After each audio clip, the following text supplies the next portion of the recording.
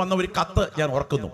ആ കത്തിനകത്ത് ഒരു സഹോദരി എഴുതിയിരിക്കുക, പാസ്റ്ററെ, വിവാഹം കഴിപ്പിച്ച് എന്റെ കുടുംബക്കാരെല്ലാം കൂടെ ഈ വീട്ടിലേക്ക് എന്നെ വിട്ടപ്പോൾ ഞാൻ ഓർത്തത് എന്റെ ഭർത്താവിന് ഞാനല്ലാതെ സന്തോഷത്തിനും സ്നേഹത്തിനും മറ്റൊരു സ്ത്രീ ഉണ്ടായിരിക്കയില്ലെന്നാണ്. പക്ഷേ 3 പിഞ്ചു കുഞ്ഞുങ്ങൾക്ക് ജന്മം കൊടുത്തു കഴിഞ്ഞപ്പോ തനിനിറം മനസ്സിലായി, പാസ്റ്ററെ, എന്റെ ഭർത്താവിന് ഞാനല്ലാതെ പല രഹസ്യ ബന്ധങ്ങളുമുണ്ട്. കണ്ടുമടുത്തത് കൊണ്ട് ഇനിയും ജീവിക്കണ്ട എന്ന് തീരുമാനിച്ച് ആ സഹോദരി പമ്പയാറിന്റെ കരയിൽ ഒരു ബഹുനില ബംഗ്ലാവും പണവും പ്രതാപവും പത്രാസുമായി കഴിയുന്ന ഒരു വലിയ കുടുംബമാണ്. ഒരു പക്ഷേ ഞാൻ ഇപ്പോൾ കുടുംബ പേര് പറഞ്ഞാൽ നിങ്ങളിൽ പലർക്കും ഊരും പേരും കൊണ്ട് തിരിച്ചറിയാവുന്ന കുടുംബമാണ്. ആ സഹോദരി കുറിച്ച വാക്കുകൾ ഇങ്ങനെ: മടുത്തത് കൊണ്ട് രാത്രിയിൽ ആത്മഹത്യ ചെയ്യേണ്ട ആറ്റുകടവ് പോയി കണ്ടുവച്ചു. എന്നിട്ട് രാത്രി 2 മണിക്ക് 3 പിഞ്ചു കുഞ്ഞുങ്ങൾക്കും ചുംബനം, അന്ത്യ ചുംബനം കൊടുത്തിട്ട് മുറിക്കകത്ത് നിന്ന് പുറകു കഥക് തുറന്നിറങ്ങി. ഒരു ഭ്രാന്തിയെ പോലെ ആറ്റുകടവിലേക്ക് ഓടി. ആറ്റുകടവിൽ കയത്തിലേക്ക് ചാടാൻ കല്ലേലേക്ക് ഓടി കയറി. ചാടാൻ തുടങ്ങുന്ന സമയം എന്റെ ഇളയ കുഞ്ഞ് കരയുന്ന ശബ്ദം എന്റെ കാതിൽ അലച്ചു. നിയന്ത്രണം വിട്ട് ഞാൻ തിരിച്ചോടി. കഥകിനകത്തോട്ട് കയറി ചെല്ലുമ്പോ എന്റെ ഇളയ കുഞ്ഞ് എഴുന്നേറ്റിരുന്ന് മമ്മീ എന്ന് പറഞ്ഞ് ചുറ്റും തപ്പിപ്പിടിച്ചുകൊണ്ട് ഇരുട്ടിൽ നിലവിളിക്കയാ. ആ 3 കുഞ്ഞുങ്ങളെയും വാരി പുണർന്നുകൊണ്ട് ആ രാത്രിയിൽ 2:30 കഴിഞ്ഞപ്പോൾ ഞാനൊരു തീരുമാനമെടുത്തു. മക്കളെ, ഈ അമ്മ ഇനിയും ആത്മഹത്യ ചെയ്യില്ല. ഈ വീട്ടിൽ ഞാൻ കുടുംബജീവിതം അഭിനയിക്കും. പാസ്റ്ററെ, കഴിഞ്ഞ 20 വർഷമായി ഞാനിവിടെ അഭിനയിക്കുന്നു. ഇന്ന് രാത്രി ഈ വചനം കേട്ടുകൊണ്ടിരിക്കുമ്പോ എത്രയോ കുടുംബങ്ങൾക്കകത്ത് കെട്ടോടെ തകരുന്ന പ്രതിസന്ധികൾ ഉയരുന്നു. മറ്റുള്ളവർക്ക് മനസ്സിലാകുന്നില്ല. എന്നാൽ അവഗണന അനുഭവിക്കുന്ന ഒരു അപ്പനുണ്ടോ? ചോദിക്കണം. ചങ്ക് നീറുന്നത് എത്ര വലുതാണെന്ന് ഒരപ്പൻ പറഞ്ഞതോർക്കുന്നു. വേദനയോടെ കാച്ചിയെണ്ണയൊക്കെ പുരട്ടി അതേ പഴയ കട്ടിലിൽ ഇരിക്കുമ്പോ ബിസിനസ് കഴിഞ്ഞ മകൻ വീട്ടിലോട്ട് കയറി വരുന്ന സമയം അടുക്കളയിലൂടെ കയറി വന്ന മകൻ എന്തോ തോന്നി, അലറിക്കൊണ്ടൊരു വരവാ മുറിക്കകത്തോട്ട്. എന്നിട്ട് നെഞ്ചിന് നേരെ ചൂണ്ടിക്കൊണ്ട് പറഞ്ഞു, ഹോ, കാലന് പോലും വേണ്ടല്ലോ. പാസ്റ്ററേ, തകർന്നു മനസ്സ്. എന്റെ ഭാര്യ മരിച്ച സമയം വീടും പുരയിടവുമായി കഴിഞ്ഞ ഞാൻ, പുതിയ മരുമകൾ എന്റെ അടുക്കൽ വന്ന്, ഭർത്താവ് വന്ന് എന്റെ മകനോടൊപ്പം പറഞ്ഞു, പപ്പാ, പണിക്കാരെയൊക്കെ കിട്ടാൻ ബുദ്ധിമുട്ടുള്ള ഈ കാലത്ത് ഈ വസ്തുവെല്ലാം കൂടെ നമുക്ക് കൊടുക്കാം. പണം വാങ്ങിച്ച് നമുക്ക് ഫിക്സഡ് ഡിപ്പോസിറ്റ് ഇടാം. ഒരല്പം പണം കൊണ്ട് ഒരു വീടും ക്രമീകരണങ്ങൾ ടൗണിൽ വാങ്ങിക്കാം. അവന്റെ താല്പര്യത്തിന് മനം മയക്കി എന്നെ കൊണ്ട് ഇത് എഴുതി വാങ്ങിച്ച് അവസാനം അവന്റെ മാത്രം പേരിൽ ആധാരം തീർത്തു. കാലം മുൻപോട്ട് നീങ്ങിയപ്പോ ഹൈടെക് കൊച്ചുമക്കൾക്ക്, ഞാൻ ആ ഭാഷ ശ്രദ്ധിച്ചു ഉപയോഗിച്ചതാ, ഹൈടെക് കൊച്ചുമക്കൾക്കും മരുമോക്കുമൊന്നും ഇപ്പം അപ്പൂപ്പനെ പിടിക്കാതെ വന്നു. കാച്ചിയെണ്ണയുടെ മണമുയരുകയും ഇരിക്കുന്നിടത്തിച്ചിര മൂത്രം വീഴുകയും ടൈലേൽ അല്പം ചെളിപുരളുകയും ഒക്കെ ചെന്നപ്പോൾ തന്നെ കുച്ചിപ്പുടും ഭരതനാട്യവും ഒക്കെ വീട്ടിൽ തുടങ്ങി. ആ രാത്രി പറഞ്ഞു, മോനെ, ഇന്ന് രാത്രി എവിടെങ്കിലും ഒന്ന് കിടക്കണം. നാളെ ഞാൻ പെൺകുഞ്ഞുങ്ങളുടെ വീട് തപ്പി പൊക്കോളാം, എന്തെങ്കിലും ഒന്ന് താ എന്ന് പറഞ്ഞപ്പോൾ അവൻ അടുക്കളയിലോട്ട് കയറി അരിച്ചാക്കെടുത്ത് എന്റെ നേരെ നീട്ടിയിട്ട് പറഞ്ഞു, ദേ കൊണ്ടക്കട. രാത്രിയിൽ കിടന്നത് മുൻപിലത്തെ വെയിറ്റിംഗ് ഷെഡിലാണ്. പാസ്റ്റർക്ക് പറഞ്ഞാ മനസ്സിലാകില്ല, എന്റെ നെഞ്ചിനകത്തെ മനസ്സിലാകൂ. ഇന്ന് രാത്രി ദൂത് കേട്ടുകൊണ്ടിരിക്കുമ്പോൾ മറ്റാർക്കും മനസ്സിലാക്കാൻ കഴിയാത്ത വേദനകൾ ഉള്ളു പൊള്ളുന്നത് പോലെ അനുഭവിച്ച് ഈ രാത്രി യോഗത്തിൽ എത്തിച്ചേർന്നിരിക്കുന്ന എന്റെ കൂടപ്പറപ്പേ, ഈ രാത്രി 9 മണിക്ക് നീ യോഗം വിട്ട് എഴുന്നേൽക്കുന്നതിന് മുൻപ് നിന്റെ മനസ്സിനകത്ത് വിങ്ങുന്ന ഭാരത്തെ എടുത്തു മാറ്റാൻ യേശുവിന്റെ കരം ബലത്തോടെ ചലിക്കുന്നുണ്ട്. ആത്മാവിൽ ഞാൻ വിളിച്ചു പറയുന്നു, വിളിച്ചവൻ ദൈവമാണെങ്കിൽ അവന്റെ കരം നിന്റെ വിഷയത്തിൽ ചലിക്കും. പരിശുദ്ധാത്മാവ് രാത്രി നിന്റെ തലയ്ക്ക് മീതെ നിഴൽ വിരിച്ചുകൊണ്ട് വിലപ്പെടുന്ന രാത്രിയാണ്. ദൈവാത്മാവ് പറയുന്നു, ഭാരപ്പെടരുത്, ഓടിപ്പോകരുത്. ആ പ്രതലത്തിൽ ദൈവം നിന്നെ മാനിക്കാൻ വിശ്വസ്തനാണ്. ഒരു സ്നേഹിതൻ തന്റെ അനുഭവത്തിൽ നിന്ന് പറഞ്ഞ വാക്കുകൾ. ദാമ്പത്യ ജീവിതത്തിലെ ഏക മകൻ, 2.5 വയസ്സുകാരൻ. ഒരു ജോലി കഴിഞ്ഞ് ഭാര്യയും ഭർത്താവും ഒരുമിച്ചായിരിക്കുമ്പോൾ ഡൈനിങ് ടേബിളിൽ കുട്ടി കളിച്ചുകൊണ്ടിരിക്കുകയായിരുന്നു. കളിച്ച കുഞ്ഞ് ഡൈനിങ് ടേബിളിൽ നിന്ന് സ്ലിപ്പ് ചെയ്ത് നിലത്തേക്ക് നെറ്റിയടിച്ച് വീണ് തൽക്ഷണം മരിച്ചു. ഈ ബോഡിയിൽ കെട്ടിപ്പിടിച്ച് ഒരുപാട് അലറിക്കരഞ്ഞു. ഹോസ്പിറ്റലിൽ എത്തിച്ചെങ്കിലും മരണം ഉറപ്പാക്കപ്പെട്ടു. പോസ്റ്റ്മോർട്ടവും ശവമടക്കമൊക്കെ കഴിഞ്ഞു. എൻ്റെ ഒരു സ്നേഹിതനോടൊപ്പം സെമിട്രിയിൽ നിന്നുള്ള ആദ്യത്തെ വണ്ടിക്ക് ഈ പിതാവ് വീട്ടിലേക്ക് വരികയാണ്. വീട്ടിലേക്ക് വന്നപ്പോൾ ഒരു ഭ്രാന്തനെ പോലെ കതകങ്ങോട്ട് വലിച്ചു തുറന്ന് അകത്തോട്ടങ്ങോട്ട് കയറി.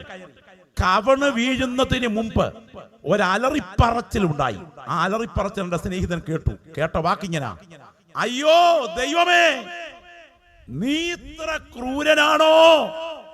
എന്റെ ഏക പൈതലിനെ നീ അടർത്തി മാറ്റിയില്ലേ? ആ സമയം ഉച്ച കഴിഞ്ഞ് ഇദ്ദേഹം കരഞ്ഞ് കരഞ്ഞ് ഉറങ്ങിപ്പോയി. എന്റെ സ്നേഹിതൻ സിറ്റ് ഔട്ടിൽ പുറത്ത് കാത്തിരിക്കുക. 2 മണിക്കൂർ കഴിഞ്ഞ് ഉറങ്ങി എഴുന്നേറ്റ് വരുമ്പോ ഈ പിതാവ് കണ്ണ് തുടച്ചുകൊണ്ട് ഇങ്ങനെ പറഞ്ഞു: ഞാൻ ചില മിനിറ്റുകൾക്ക് മുൻപ് വ്യക്തമായി ഒരു സ്വപ്നം കണ്ടു. അത് ദർശനമെന്നേ പറയാൻ പറ്റൂ. യേശു തന്റെ സ്ക്രീനിൽ എന്നെ കാണിച്ചു തന്നു. മോനെ, നിന്റെ 12ാമത്തെ വയസ്സ് എന്റെ മുൻപിൽ ഒരു മിഷനറിയാകാൻ നീ നിന്നെ സമർപ്പിച്ചു. നിന്റെ 15ാമത്തെ വയസ്സ് എന്റെ കൈകൾ തട്ടി മാറ്റിക്കൊണ്ട് നീ മുൻപോട്ട് നീങ്ങി. നിന്റെ 19ാമത്തെ വയസ്സ് നീ ഒരു പ്രേമബന്ധത്തിൽ അകപ്പെട്ടു. നിന്റെ 20ാമത്തെ വയസ്സ്, നിന്റെ 24ാമത്തെ വയസ്സ് ആ വഴി വളരെ മുന്നേറി. അവിടൊക്കെ ഞാൻ നിന്നെ തടഞ്ഞു. അവിടെ നിന്നെല്ലാം എന്റെ കൈ നീ തട്ടിക്കളഞ്ഞു. നിന്റെ 26ാമത്തെ വയസ്സ് വിവാഹത്തിന് നീ കൈകൊടുത്തു. നിനക്ക് തലമുറയുണ്ടായി. പലവട്ടം ഞാൻ വിളിച്ചു. അവിടെ എല്ലാം നീ എന്റെ കൈ തട്ടിക്കളഞ്ഞു. അവസാനം നിന്റെ ഏക പൈതലിനെ എന്റെ അടുക്കലേക്ക് വിളിച്ചുകൊണ്ട് കഷ്ടതയ്ക്ക് നടുവിലൂടെ നിന്നോട് ആദ്യ പ്രതിഷ്ഠയ്ക്കായി ഞാൻ നിന്നെ വിളിക്കുന്നു. ഇന്ന് രാത്രി ഈ പ്രസംഗത്തിന് അവസാന കുത്തിടും മുൻപ് അനുഭവിക്കുന്ന ചില ശോധനകൾ നെഞ്ചിന് നേരെ ഇടിച്ചു കയറുമ്പോ ഇതിന്റെ കാരണം എന്താണെന്ന് ചോദിച്ച് ഒരു പ്രവാചകന്റെ മുൻപിൽ മുട്ടുകുത്തുന്നതിനേക്കാൾ പ്രാർത്ഥനാ മുറിയിൽ കർത്തൃസന്നിധിയിൽ മുട്ടുകുത്തിയാൽ ഇന്നലകളിൽ നഷ്ടപ്പെട്ട ആത്മീയ തിളക്കം നിന്റെ അന്തരാത്മാവിലേക്ക് മടക്കിത്തന്ന് നിന്നെ കരുത്തനാക്കാനുള്ള ദൈവശക്തി നിനക്ക് വേണ്ടി ചലിക്കുന്നുണ്ടെന്ന് പരിശുദ്ധാത്മാവ് ദൂത് പറയുമ്പോൾ ഏറ്റെടുക്കാൻ കഴിയുന്നെങ്കിൽ ഇന്ന് രാത്രി ഏറ്റെടുത്തുകൊണ്ട് പറ: ഞാൻ അനുഭവിക്കുന്ന ഈ മുള്ളുകളുടെ പുറകിൽ എൻ്റെ ദൈവത്തിന് മഹത്തായ പദ്ധതിയുണ്ട്. ഇതെന്നെ തകർക്കാനല്ല, ഇതെന്നെ പണിയാനുള്ള ദൈവകരം ചലിക്കലാണ്. ആ കരങ്ങളൊന്ന് ഉയർത്തിപ്പിടിച്ചുകൊണ്ട് ബൈബിൾ സംസാരിച്ചു കൊണ്ടിരിക്കുമ്പോൾ തന്നെ, വചനം ഇടപെട്ടുകൊണ്ടിരിക്കുമ്പോൾ തന്നെ വാ തുറന്നൊന്ന് പ്രാർത്ഥിക്കാൻ എത്ര പ്രിയപ്പെട്ടവരുടെ നാവുകൾ ദൈവസന്നിധിയിലേക്കൊന്ന് ഉയരും. ഇടത്തും മാളത്തിൽ കിടന്ന കാലത്ത് നീ പ്രാപിച്ച ദൈവകൃപ മാളികയിൽ പാർക്കുന്ന കാലത്ത് നിന്നിൽ നിലനിന്നില്ലെങ്കിൽ നിന്നെ പോളിഷ് ചെയ്യേണ്ടതിന് ചില പരിശോധനകളുടെ കൊടുങ്കാറ്റുകൾ നിനക്ക് നേരെ കൈപ്പോടെ കരയത്തക്ക വിധം ദൈവം അറിഞ്ഞുകൊണ്ട് അനുവദിക്കും. അത് നിന്നെ തകർക്കാനല്ല, മാളത്തിലെ ആത്മീയത മടക്കി തരണമെങ്കിൽ മാളികയ്ക്കകത്ത് ഈ ശോധന അനുഭവിച്ചേ പറ്റൂ. നിരാശയുടെ ആദ്യത്തെ ലക്ഷണം ഞാൻ പറയാം. ആദ്യത്തെ ലക്ഷണം ഉൾവലിവാണ്, ഡിപ്രഷനാണ്. മനസ്സ് തകർന്നാൽ ആദ്യം സംഭവിക്കുന്ന ഡിപ്രഷനിലേക്ക് പോകും. ചില ആളുകൾക്ക് നിരാശ കയറി കഴിഞ്ഞാൽ കട്ടിൽ കയറി കിടക്കും. രാവിലെ മുതൽ വൈകിട്ട് വരെ കിടപ്പോട് കിടപ്പ്. ജീവിതത്തിലെ നന്മയൊന്നും കാണുകയില്ല. ചില ആളുകൾ മദ്യത്തിൽ അഭയം തേടും. സ്തോത്രം. മയക്കുമരുന്നിൽ അഭയം തേടും. ഒരിക്കൽ മദ്യത്തിന് മുൻപിൽ നിന്നുകൊണ്ടൊരു ചെറുപ്പക്കാരൻ പറഞ്ഞ ഭാഷ ഞാൻ ഓർക്കുന്നു: മദ്യമേ, എനിക്ക് നിന്നോട് വെറുപ്പാണ്. കണ്ണാൽ 1 മണി നിന്നെ കാണുന്ന എനിക്ക് ഇഷ്ടമല്ല. നീ എന്നെ കൊല്ലും എന്നെനിക്ക് ഉറപ്പാണ്. പക്ഷെ നിന്നെ ഇല്ലാതെ ജീവിക്കാൻ എന്നെ കൊണ്ട് സാധ്യമല്ല. കണ്ടോ? രാത്രി പറയുന്ന പുസ്തകം കരങ്ങളിലൊന്ന് ഉയർത്തി ദൈവത്തെ മഹത്വപ്പെടുത്താമോ? ആ പുസ്തകം കരങ്ങളിലൊന്ന് ഉയർത്തിപ്പിടിച്ച് ദൈവത്തെ മഹത്വപ്പെടുത്താമോ? ഇന്ന് രാത്രി ഇതുമായി യോഗത്തിന് വരാൻ ദൈവം നമുക്ക് കരങ്ങൾക്ക് ബലം നൽകിയതോർത്ത് ശക്തിയോടെ ഒരിക്കൽ കൂടി ആ വേദപുസ്തകം കരങ്ങൾ ഉയർത്തി കർത്താവിനെ മഹത്വപ്പെടുത്തുക. പ്രപഞ്ച ചക്രവർത്തിയും അഖിലാണ്ട സൃഷ്ടിതാവുമായ മഹാദൈവത്തെ നമ്മുടെ മുൻപിൽ അഭിമുഖമായി നിർത്തുന്ന ഒരു പുസ്തകം ലോകത്തിലുണ്ടെങ്കിൽ അത് ദൈവത്തിന്റെ മാറ്റമില്ലാത്ത വചനമാണ്. സമാധാനമായി എങ്ങനെ ജീവിക്കാം എന്ന് മാത്രമല്ല, ധൈര്യമായി എങ്ങനെ മരണത്തെ അഭിമുഖീകരിക്കാം എന്നുകൂടെ പഠിപ്പിക്കുന്ന ഒരു പുസ്തകം ലോകത്തിലുണ്ടെങ്കിൽ അത് നമ്മുടെ കയ്യിലിരിക്കുന്ന ദൈവത്തിന്റെ വചനമാണ്. ഈ വചനം ജീവിത പ്രമാണമാക്കി മാറ്റിയാൽ അവനെ തകർക്കാൻ ലോകത്തിലെ ഒരു ശക്തിക്കും കഴിയുകയില്ല. ഈ വചനം വഴികാട്ടിയായി സ്വീകരിച്ചിരിക്കുന്ന ദൈവപൈതലേ, നിനക്കൊരിക്കലും വഴി തെറ്റുകയില്ല എന്ന് മാത്രമല്ല, നീ എത്തേണ്ടിടത്തെത്തുന്നത് വരെ നിന്നെ നയിക്കുന്ന ഒരു ദിവ്യപ്രകാശം നിന്റെ പാതയ്ക്ക് ദീപമായി ഇതിൽ നിന്ന് നിരന്തരം വ്യാപരിച്ചു കൊണ്ടിരിക്കും. ബോധ്യമുള്ള എത്ര പ്രിയപ്പെട്ടവരിവിടെയുണ്ട്? ഇരുട്ടിന്റെ ശക്തികളെ ഊരിവെട്ടാൻ ദൈവം നമ്മുടെ കയ്യിൽ തന്നിരിക്കുന്ന പടവാളാണ് ദൈവത്തിന്റെ വചനം. പാതാള ശക്തികളുടെ മേൽ ജയമെടുക്കാൻ ദൈവം തന്നിരിക്കുന്ന ആക്രമണ ആയുധമാണ് ദൈവത്തിന്റെ മാറ്റമില്ലാത്ത വചനം. ഇതിനാൽ ബലം പ്രാപിക്കുന്ന ദൈവമക്കൾ ശക്തരാണ്. ആദിയിൽ വചനമുണ്ടായിരുന്നു, വചനം ദൈവത്തോടു കൂടെയായിരുന്നു, വചനം ദൈവമായിരുന്നു, വചനം ജഡമെടുത്തു. അർത്ഥാൽ വചനത്തിന്റെ മജ്ഞയും മാംസവും മേധസ്സും പൂണ്ട രൂപമാണ് ക്രിസ്തു. വചനത്തിന്റെ അച്ചടി മഷി പുരണ്ട രൂപമാണ് നമ്മുടെ കയ്യിലിരിക്കുന്ന ദൈവത്തിന്റെ മാറ്റമില്ലാത്ത വചനം. ഈ വചനം നമുക്കൊരു ഉറപ്പ് തരുന്നുണ്ട്. ലോകത്തിൽ ആർക്കുള്ളതിനേക്കാൾ നമ്മെക്കുറിച്ച് നാം സേവിക്കുന്ന ദൈവത്തിന് മഹത്തായ ഒരു പദ്ധതിയുണ്ട്. ഒരിക്കൽ കൂടെ ഞാൻ വിളിച്ചു പറയട്ടെ, നിന്റെ അപ്പനില്ലാത്ത, നിന്റെ അമ്മയ്ക്കില്ലാത്ത, നിന്റെ അടുത്ത രക്തബന്ധങ്ങൾക്കില്ലാത്ത, നിന്റെ പാസ്റ്റർക്കില്ലാത്ത, നിന്റെ വിശ്വാസികൾക്കില്ലാത്ത മഹത്തായ ഒരു പദ്ധതി നിന്നെ കുറിച്ച് നീ സേവിക്കുന്ന ദൈവത്തിനുണ്ട്. ഞാനൊരു വേദഭാഗം ഉദ്ധരിക്കുമ്പോൾ അത് ബോധ്യമുള്ള ദൈവമക്കൾ എന്നോട് കൂടെ സ്തോത്രം ചെയ്യണം. ഞാൻ ഇരിക്കുന്നതും എഴുന്നേൽക്കുന്നതും നീ അറിയുന്നു, എൻ്റെ നടപ്പും കിടപ്പും നീ ശോധന ചെയ്യുന്നു, എൻ്റെ വഴികളൊക്കെയും നിനക്ക് മനസ്സിലായിരിക്കുന്നു. നീ അറിയാതെ ഒരു വാക്കും എൻ്റെ നാവിന്മേലില്ല. നീ മുൻപും പിൻപും എന്നെ അടച്ചു, നിന്റെ കൈ എൻ്റെ മേൽ വെച്ചിരിക്കുന്നു. ഈ പരിജ്ഞാനം എനിക്ക് അത്യത്ഭുതമാകുന്നു. അതെനിക്ക് ഗ്രഹിച്ചു കൂടാതെ വണ്ണം ഉന്നതമായിരിക്കുന്നു. കേട്ടോ, നിന്റെ ആത്മാവിനെ ഒളിച്ച് ഞാൻ എവിടേക്ക് പോകും? തിരുസന്നിധി വിട്ട് ഞാൻ എവിടേക്ക് ഓടും? ഞാൻ സ്വർഗത്തിൽ കയറിയാൽ നീ അവിടെയുണ്ട്. ഞാൻ ഉഷസ്സിൽ ചിറക് ധരിച്ച് സമുദ്രത്തിന്റെ അറ്റത്തി എന്ന് പാർത്താൽ അവിടെയും നിന്റെ കൈ എന്നെ നടത്തും. ഇരുട്ടെന്നെ മൂടിക്കളയട്ടെ, വെളിച്ചം എന്റെ ചുറ്റും രാത്രിയായി തീരട്ടെ എന്ന് പറഞ്ഞാൽ ഇരുട്ട് പോലും നിനക്ക് മറവായിരിക്കയില്ല. രാത്രി പകൽ പോലെ പ്രകാശിക്കും, ഇരുട്ടും വെളിച്ചവും നിനക്ക് ഒരുപോലെ തന്നെ. അടുത്ത പ്രയോഗം, നീയല്ലോ എൻ്റെ അന്തരംഗങ്ങളെ നിർമ്മിച്ചത്, എന്റെ അമ്മയുടെ ഉദരത്തിൽ നീ എന്നെ മെടഞ്ഞു. നെയ്ത്തുകാരൻ കൊട്ട മെടയുന്നത് പോലെ, ഓല നെയ്തെടുക്കുന്നത് പോലെ എൻ്റെ അമ്മയുടെ ഗർഭാശയത്തിന്റെ ഭിത്തിയിൽ ഞാനൊരു പൊട്ടായി പറ്റിപ്പിടിച്ചു വളരുമ്പോൾ എൻ്റെ ജന്മത്തിന്റെ പുറകിൽ ചലിച്ചത് മനുഷ്യന്റെ കരമല്ല, മഹാദൈവമേ നിന്റെ കരമാണ്. ഇന്ന് രാത്രി ഇവിടെ ഇരുന്ന് സ്തോത്രം ചെയ്യുന്ന ദൈവമക്കൾ വിളിച്ചു പറയണം, നീ സാധാരണക്കാരനല്ല, നീ സാധാരണക്കാരിയല്ല. അഭിഷിക്ത, നീ സാധാരണക്കാരനല്ല. നിന്നെ കുറിച്ചുള്ള മാസ്റ്റർ ഡിസൈൻ നീ സേവിക്കുന്ന ദൈവത്തിന്റെ നിർണയത്തിനകത്ത് മറഞ്ഞിരുന്നു. അടുത്ത പ്രയോഗം വായിക്കുമ്പോഴാണ് നമുക്ക് സ്തോത്രം ചെയ്യാനായിട്ടുള്ളത്. നിയമിക്കപ്പെട്ട നാളുകൾ ഒന്നുമില്ലാതെ ഇരുന്നപ്പോൾ ഇവ എല്ലാം നിന്റെ പുസ്തകത്തിൽ എഴുതിയിരുന്നു. ഇത് വിശ്വസിക്കുന്ന ദൈവമക്കൾ എത്ര പേര് ഇവിടെയുണ്ട്? വീട്ടിൽ കമ്പ്യൂട്ടറിന്റെ മുൻപിലിരുന്ന് സ്തോത്രം, ഇവിടുത്തെ റെയിൽവേ സ്റ്റേഷനിൽ നിന്ന് ഡൽഹിക്ക് ഒരു ടിക്കറ്റ് ബുക്ക് ചെയ്താൽ ആ ബുക്കിംഗ് സംവിധാനത്തിൽ കൂടെ കയ്യിൽ കിട്ടുന്ന പ്രിന്റ് ഔട്ടിൽ എഴുതി വെച്ചിരിക്കുന്ന സംവിധാനങ്ങൾ എന്തു തന്നെയായിരുന്നാലും ആ സമയം റെയിൽവേ സ്റ്റേഷനിലേക്ക് ഓടിക്കയറി ചെല്ലുമ്പോൾ, നിങ്ങളുടെ സീറ്റിലേക്ക് നിങ്ങൾ കടന്നു ചെല്ലുമ്പോൾ, ഒലവക്കോട് മുതൽ അല്ലെങ്കിൽ തൃശൂർ മുതൽ ഡൽഹി വരെ നിങ്ങൾക്ക് വേണ്ട സീറ്റ് നിങ്ങൾക്ക് വേണ്ടി മാത്രം ഡിസൈൻ ചെയ്ത് മാറ്റി വെച്ചിരിക്കുന്നത് പോലെ നിത്യതയിൽ മഹാദൈവത്തിന്റെ ദിവ്യ പദ്ധതിയിൽ ഇവിടെ ഇരുന്ന് ആരാധിക്കുന്ന നിന്റെ ജീവിതത്തിൽ സമസ്ത കാര്യപരിപാടികളും ദൈവം ഡിസൈൻ ചെയ്തതിന് ശേഷമാണ് ഈ ഭൂമിയിൽ നിന്നെ ജനിക്കാൻ അനുവദിച്ചതെങ്കിൽ എന്നെ കുറിച്ച് ആർക്കുമില്ലാത്ത ഒരു പദ്ധതി ഞാൻ സേവിക്കുന്ന ദൈവത്തിനുണ്ടെന്ന് ബോധ്യമുള്ള ദൈവമക്കൾ ഇന്ന് രാത്രി ഇരിക്കുന്ന ഇരിപ്പിൽ വിളിച്ചു പറയണം, ലോകത്തിൽ ആർക്കുമില്ലാത്തൊരു മഹത്തായ പദ്ധതി ഞാൻ സേവിക്കുന്ന ദൈവത്തിന് എന്നെ കുറിച്ചുണ്ട്. എന്റെ മാതാപിതാക്കളാരായി, വിദ്യാഭ്യാസ യോഗ്യത എവിടെ എത്തണം, എന്റെ വരുമാന മാർഗം എന്താകണം, എന്റെ ജീവിത പങ്കാളി ആരാകണം, എന്റെ ഭവനം എവിടെ ഉയരണം. അതെ, എന്റെ ജനനത്തിന്റെ നാഴികയ്ക്കും എന്റെ മരണത്തിന്റെ വിനാഴികയ്ക്കുമിടയിൽ ഞാൻ കടന്നു പോകേണ്ട ജീവിത പാതയെ നേരത്തെ അറിഞ്ഞതിന് ശേഷം ഈ ഭൂമിയിൽ എന്നെ ജനിക്കാൻ അനുവദിച്ച ദൈവമാണ് ഞാൻ സ്തോത്രം പറഞ്ഞ് ആരാധിക്കുന്ന ദൈവമെങ്കിൽ ഞാൻ അഭിമുഖീകരിക്കുന്ന പ്രതിസന്ധിയുടെ പരിഹാരവും എന്റെ ദൈവം കണ്ടുവച്ചിട്ടുണ്ടെന്ന് ഇന്ന് രാത്രി ആത്മാവിൽ പറയുന്ന ദൈവമക്കൾ വിളിച്ച് ഇന്ന് രാത്രി ആത്മാവിൽ പറയണം.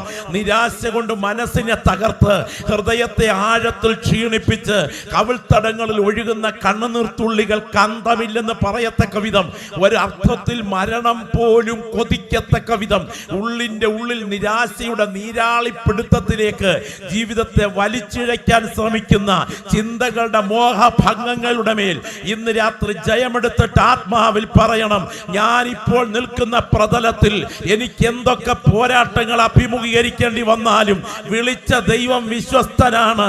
ഇന്ന് രാത്രി തിരിച്ചറിയുന്ന ദൈവമക്കൾ ആത്മാവിൽ പറയണം, റെയിൽവേ ട്രാക്ക് എത്തിക്കാതെ അവിടെ ട്രെയിൻ എത്തുകയില്ലെങ്കിൽ ഞാൻ കടന്നു പോകേണ്ട പരിശോധനയ്ക്ക് മുൻപേ അതിന്റെ പരിഹാരത്തിന്റെ വഴി എന്റെ ദൈവം കരുതി വെച്ചിട്ടുണ്ട് എന്ന് തിരിച്ചറിയുന്ന ചില പ്രിയപ്പെട്ടവർ ഇന്ന് രാത്രി ആത്മാവിൽ ആരാധിക്കുന്ന രാത്രിയാകണം.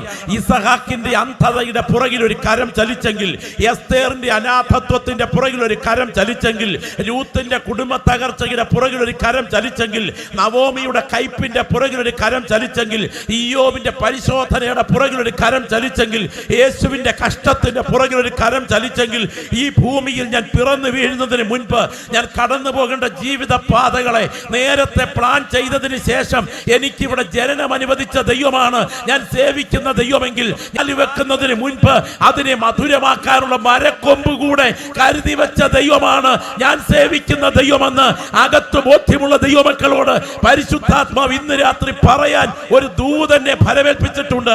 അതിതാണ്, ഏൽപ്പിച്ച പ്രതലത്തിൽ നിന്നും ഓടിപ്പോകരുത്, പിടിച്ചു നിൽക്കുക, ദൈവപ്രവൃത്തി വെളിപ്പെടും. ഗ്ലോറി ഇന്ന് രാത്രി കൃപ ലഭിച്ച ദൈവമക്കളിൽ ചിലരോട്, എന്റെ പിൻപിലിരിക്കുന്ന അഭിഷിക്തന്മാരിൽ ചിലരോട് പരിശുദ്ധാത്മ നിയോഗത്തോടെ ഞാൻ വിളിച്ചു പറയട്ടെ, ഏൽപ്പിച്ച പ്രതലത്തിൽ നിന്നും ഓടിപ്പോകാൻ ആഗ്രഹിക്കരുത്, പിടിച്ചു നിൽക്കുക, ദൈവപ്രവൃത്തി വെളിപ്പെടുക തന്നെ ചെയ്യും. സ്തോത്രം. മറക്കരുത്, നിന്നെ കുറിച്ചുള്ള ദൈവത്തിന്റെ പദ്ധതി തീർന്നിട്ടില്ല. ഒരു ചാൺ കയറിലോ ഒരു കുപ്പി വിഷത്തിലോ ഒരു കിണറ്റിനകത്തെ വെള്ളത്തിലോ അവസാനിക്കേണ്ടതല്ല നിന്റെ ജീവിതം. നിന്നെ കുറിച്ചുള്ള ദൈവത്തിന്റെ പദ്ധതി വെളിപ്പെട്ടു വരാൻ അല്പസമയം എടുക്കുമെങ്കിലും പിടിച്ചു നിൽക്കുക, ഈ പ്രതലത്തിൽ ദൈവപ്രവൃത്തി വെളിപ്പെടും. വിശുദ്ധ തിരുവെഴുത്തിലേക്ക് ഞാൻ നിങ്ങളുടെ ശ്രദ്ധയെ ക്ഷണിക്കുകയാണ്. നമുക്ക് ഇരമ്യാ പ്രവചനം 9-ാം അധ്യായത്തിലേക്ക് നിങ്ങളുടെ ശ്രദ്ധയെ ക്ഷണിക്കുന്ന ഇരമ്യാ പ്രവചനം 9-ന്റെ 2-ാമത്തെ വാക്യം നമുക്ക് പ്രാർത്ഥനയോടുകൂടെ വായിക്കാം. ദൈവത്തിന് സ്തോത്രം. ഇരമ്യാ പ്രവചനം 9-ന്റെ 2-ാമത്തെ വാക്യം.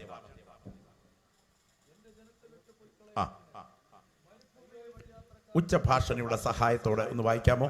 വായിക്കുന്ന ആളിന് ആ മൈക്രോഫോൺ ഒന്ന് കൊടുത്താൽ നന്നായിരുന്നു. വായിച്ചാ.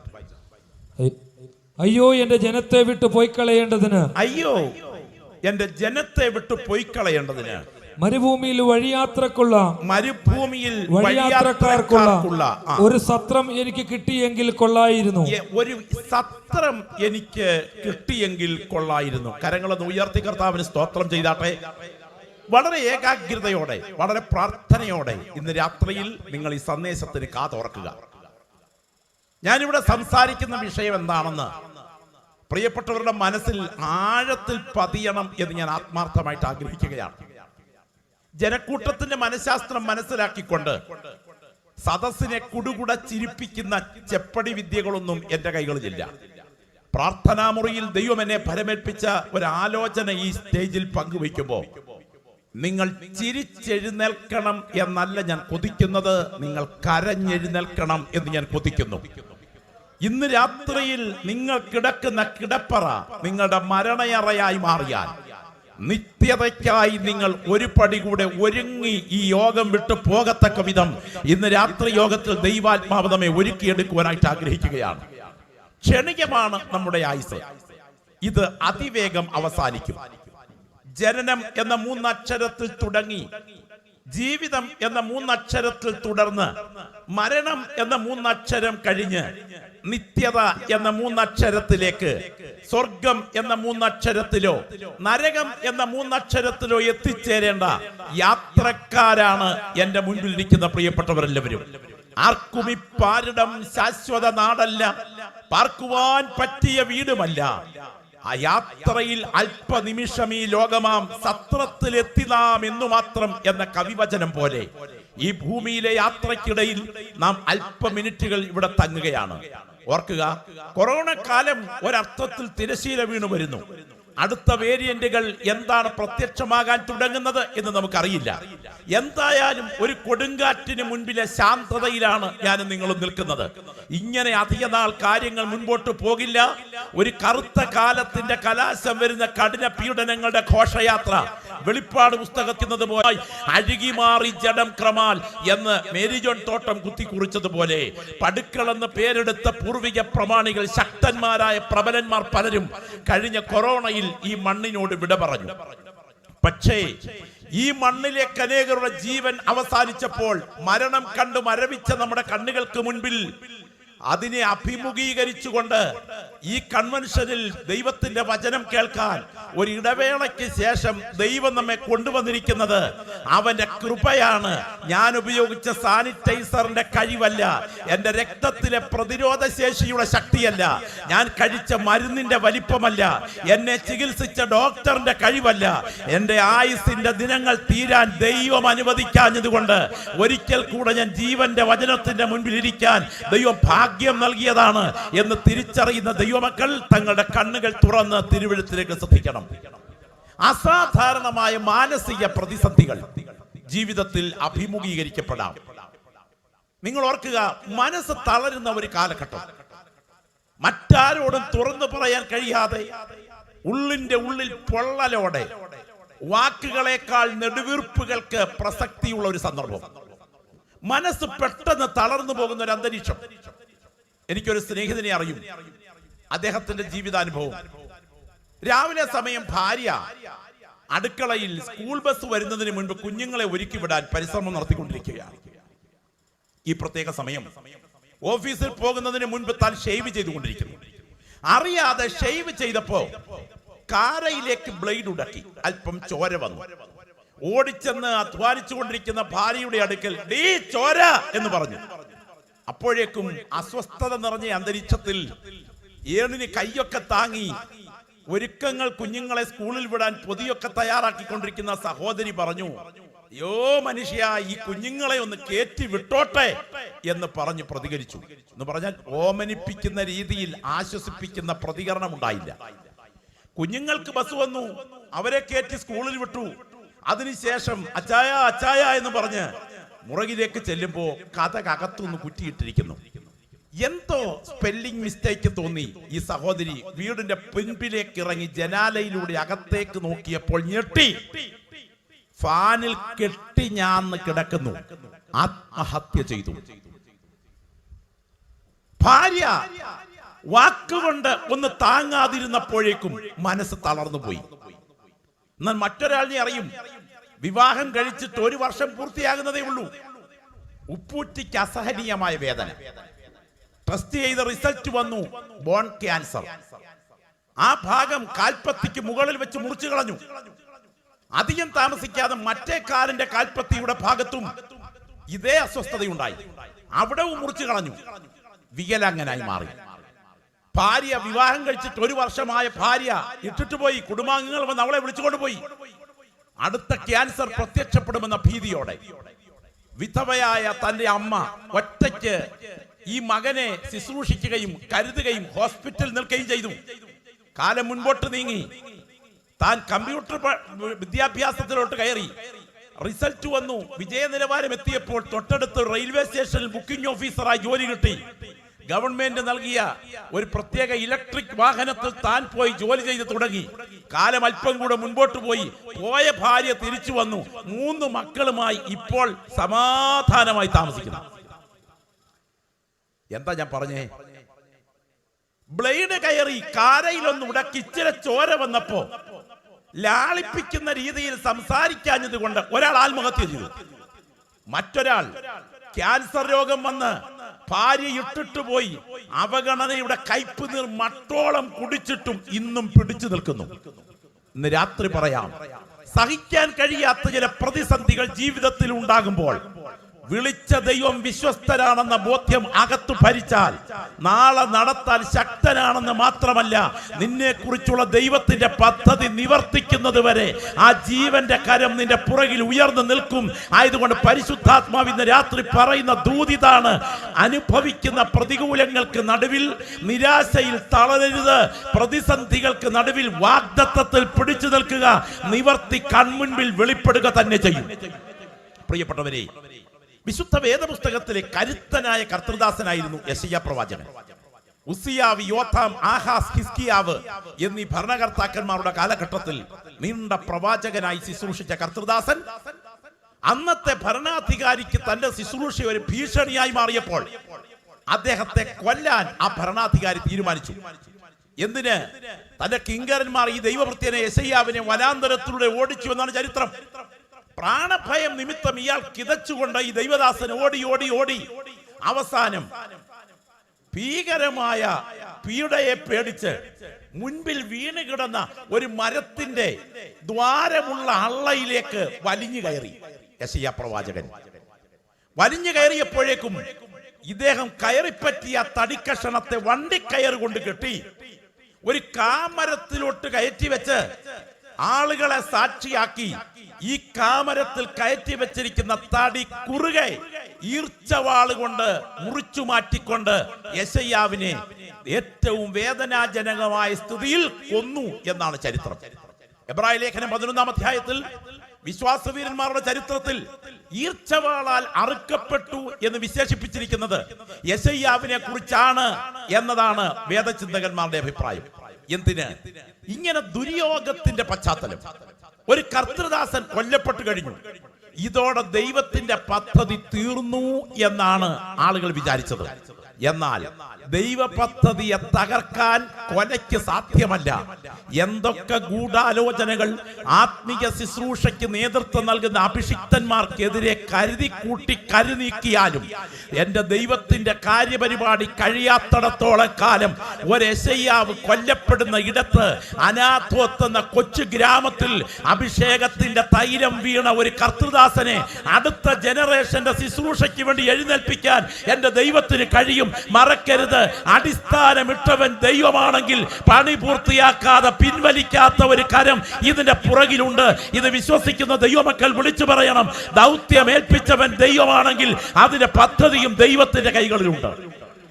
എന്റെ പിന്നാലെ ഒരുവൻ വരുന്നു, അവന്റെ ചെരുപ്പിന്റെ വാറഴിപ്പാൻ ഞാൻ യോഗ്യനെന്ന് പറഞ്ഞ് ഇറങ്ങിത്തിരിച്ച് യോഹന്നാനെ കലഹസ്തം ചെയ്താൽ അവന്റെ കഴുത്തറുത്ത് താലത്തിലെത്തിച്ചാൽ പ്രസംഗം തോറ്റെന്നല്ലേ അത് അധികാരികൾ വിചാരിച്ചത്? കഴുത്ത് മുറിച്ച് പാത്രത്തിൽ കൊട്ടാരത്തിലേക്ക് കൊണ്ടുവന്നപ്പോൾ ഹേരോദ്യ ചെയ്തതിനെ കുറിച്ച് ഒരു ചരിത്രരേഖയുണ്ട്. ഒരു കൊടിലുപയോഗിച്ച് യോഹന്നാൻ സ്നാപകന്റെ നാക്ക് പുറത്തേക്ക് വലിച്ചു പറിച്ചെടുത്തിട്ട് കൊട്ടാരത്തിന്റെ അറപ്പടിയിൽ ഒരു നൂലിൽ കെട്ടിത്തൂക്കിയിട്ടതിന് ശേഷം അവളും അന്തഃപുര രാജ്ഞികളും ഒരുമിച്ച് ആ നാക്കിന്റെ മുൻപിൽ നൃത്തം ചെയ്തു. നിന്റെ പ്രസംഗം ഇതോടെ കഴിഞ്ഞു എന്നാണ് പരിഹാസ നൃത്തത്തിന്റെ ലക്ഷ്യം. പക്ഷേ ഒരുവന്റെ കഴുത്ത് മുറിച്ച് പാത്രത്തിൽ വന്നാൽ പ്രസംഗം തീരില്ല. പ്രസംഗത്തിന്റെ ആകെ പൊരുളായ കർത്താവ് പുറകെ ഇറങ്ങി വരും പ്രസംഗിക്കാൻ. അവനെ തകർക്കാൻ ലോകത്തിലെ ഒരു ശക്തിക്കും കഴിയുകയില്ല. അവൻ ഇവിടുന്ന് പോയാൽ പ്രസംഗം തീരുമോ? ഇല്ല. സഹോദരൻ യാക്കോബ് എഴുന്നേൽക്കും പ്രസംഗിക്കാൻ. സ്തോത്രം. ആ യാക്കോബിനെ വാളുകൊണ്ട് കൊന്നാൽ നിനക്ക് പ്രസംഗം തീർക്കാമോ? പറ്റില്ല. വാളുകൊണ്ട് കൊന്നാൽ അടുത്തൊരു സ്തേഫാനോസിനെ ദൈവം എഴുന്നേൽപ്പിക്കും പ്രസംഗിക്കാൻ. ആ കർത്തൃദാസനെ എറിഞ്ഞു കൊന്നാൽ നിനക്ക് പ്രസംഗം തീർക്കാമോ? പറ്റില്ല. എറിയാൻ സമ്മതം കൊടുത്ത് വസ്ത്രം സൂക്ഷിക്കുന്ന ശൗലേ, നിന്നെ കൊണ്ട് സ്വർഗം ഇതെടുത്ത് പ്രസംഗിപ്പിക്കും. ഇന്ന് രാത്രി ഈ പുൽപ്പിറ്റിൽ നിന്ന് ഞാൻ ആത്മാവിൽ വിളിച്ചു പറയട്ടെ, ഈ ജീവന്റെ വചനത്തിന്റെ ശക്തി ഒരുവനെ ഫലമേൽപ്പിച്ചിട്ടുണ്ടെങ്കിൽ അവനെ തകർക്കാൻ ആയുധമെടുത്താൽ, അവനെ തകർക്കാൻ ആയുധമെടുക്കുന്നവനെ കൊണ്ട് അവനെ പണിയിപ്പിക്കത്തക്ക വിധം ദൈവത്തിന്റെ കരം ചലിക്കും. ഇടിക്കാൻ ഇറങ്ങിയവനെ കൊണ്ട് ദൈവം പണിയിപ്പിക്കാൻ തുടങ്ങും. ആ കർത്തൃദാസന്റെ കഴുത്തോസ്തിയൻ പാതയിൽ കുനിച്ചു നിർത്തി വെട്ടിമാറ്റി പ്രസംഗം തീർന്നില്ല.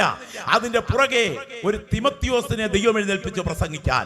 ആ കർത്തൃദാസനെ ഇവിടെ നിന്ന് ഉമിത്തിയിൽ നീറ്റി കൊന്നു. പ്രസംഗം തീർന്നില്ല.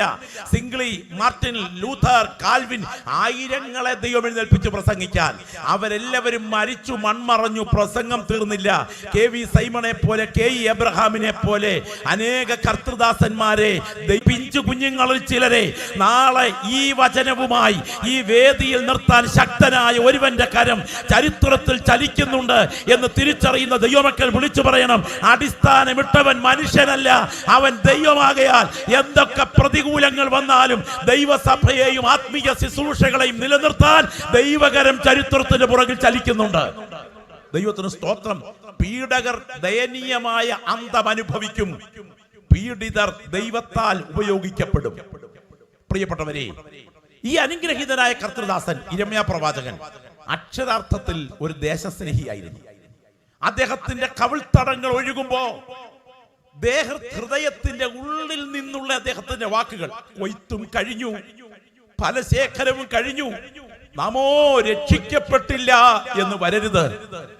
എന്റെ ജനത്തിന്റെ പുത്രിയുടെ നിഹതന്മാർ നിമിത്തം കരയേണ്ടതിന് എന്റെ തല വെള്ളക്കുഴിയും കണ്ണ് നീരുറവയും ആയിരുന്നെങ്കിൽ കൊള്ളായിരുന്നു. ഗിലെയാദിൽ തൈലമില്ലയോ, അവിടെ വൈദ്യരില്ലയോ, പിന്നെ നിന്റെ ജനത്തിന്റെ പുത്രിയുടെ മുറിവിന് എന്തുകൊണ്ട് സൗഖ്യം വരുന്നില്ല? അയ്യോ, എന്റെ ജനത്തെ ഓർത്ത് കരയേണ്ടതിന് എന്റെ കണ്ണിനെ നീരുറവയാക്കണമേ. ശരിക്കും പറഞ്ഞാൽ ആത്മാർത്ഥതയുടെ അങ്ങേ അറ്റത്ത് നിന്നുകൊണ്ടാണ് ഈ ഇരമ്യാവ് ശുശ്രൂഷകൾ തുടരുന്നത്. എന്നാൽ തന്റെ മുൻപിലെ സദസ്, തന്റെ അനുവാചക സമൂഹം തന്നോടൊട്ടും ആത്മാർത്ഥതയുള്ളവരല്ലാതെ അവരുടെ വായിൽ നിന്ന് പുറപ്പെടുന്ന വാക്കുകൾ ചങ്കിൽ ചാട്ടുളി പോലെ കുത്തിക്കയറി വലിയ വേദന അനുഭവിച്ചു ഈ ദൈവദാസൻ. അവരുടെ വായിലെ വാക്കുകൾ തനിക്കെതിരെ ഉന്നം അതെ പിഴയ്ക്കാതെ വരുന്ന അമ്പ് പോലെയായി. ഇത് വേദനയായി മനസ്സിൽ കണ്ടപ്പോ ഈ ദൈവഭൃത്യൻ പറയുന്ന കണ്ണുനീരിൽ ചാലിച്ച വാക്കുകൾ അതാണ് വായിച്ചു കേട്ടത്.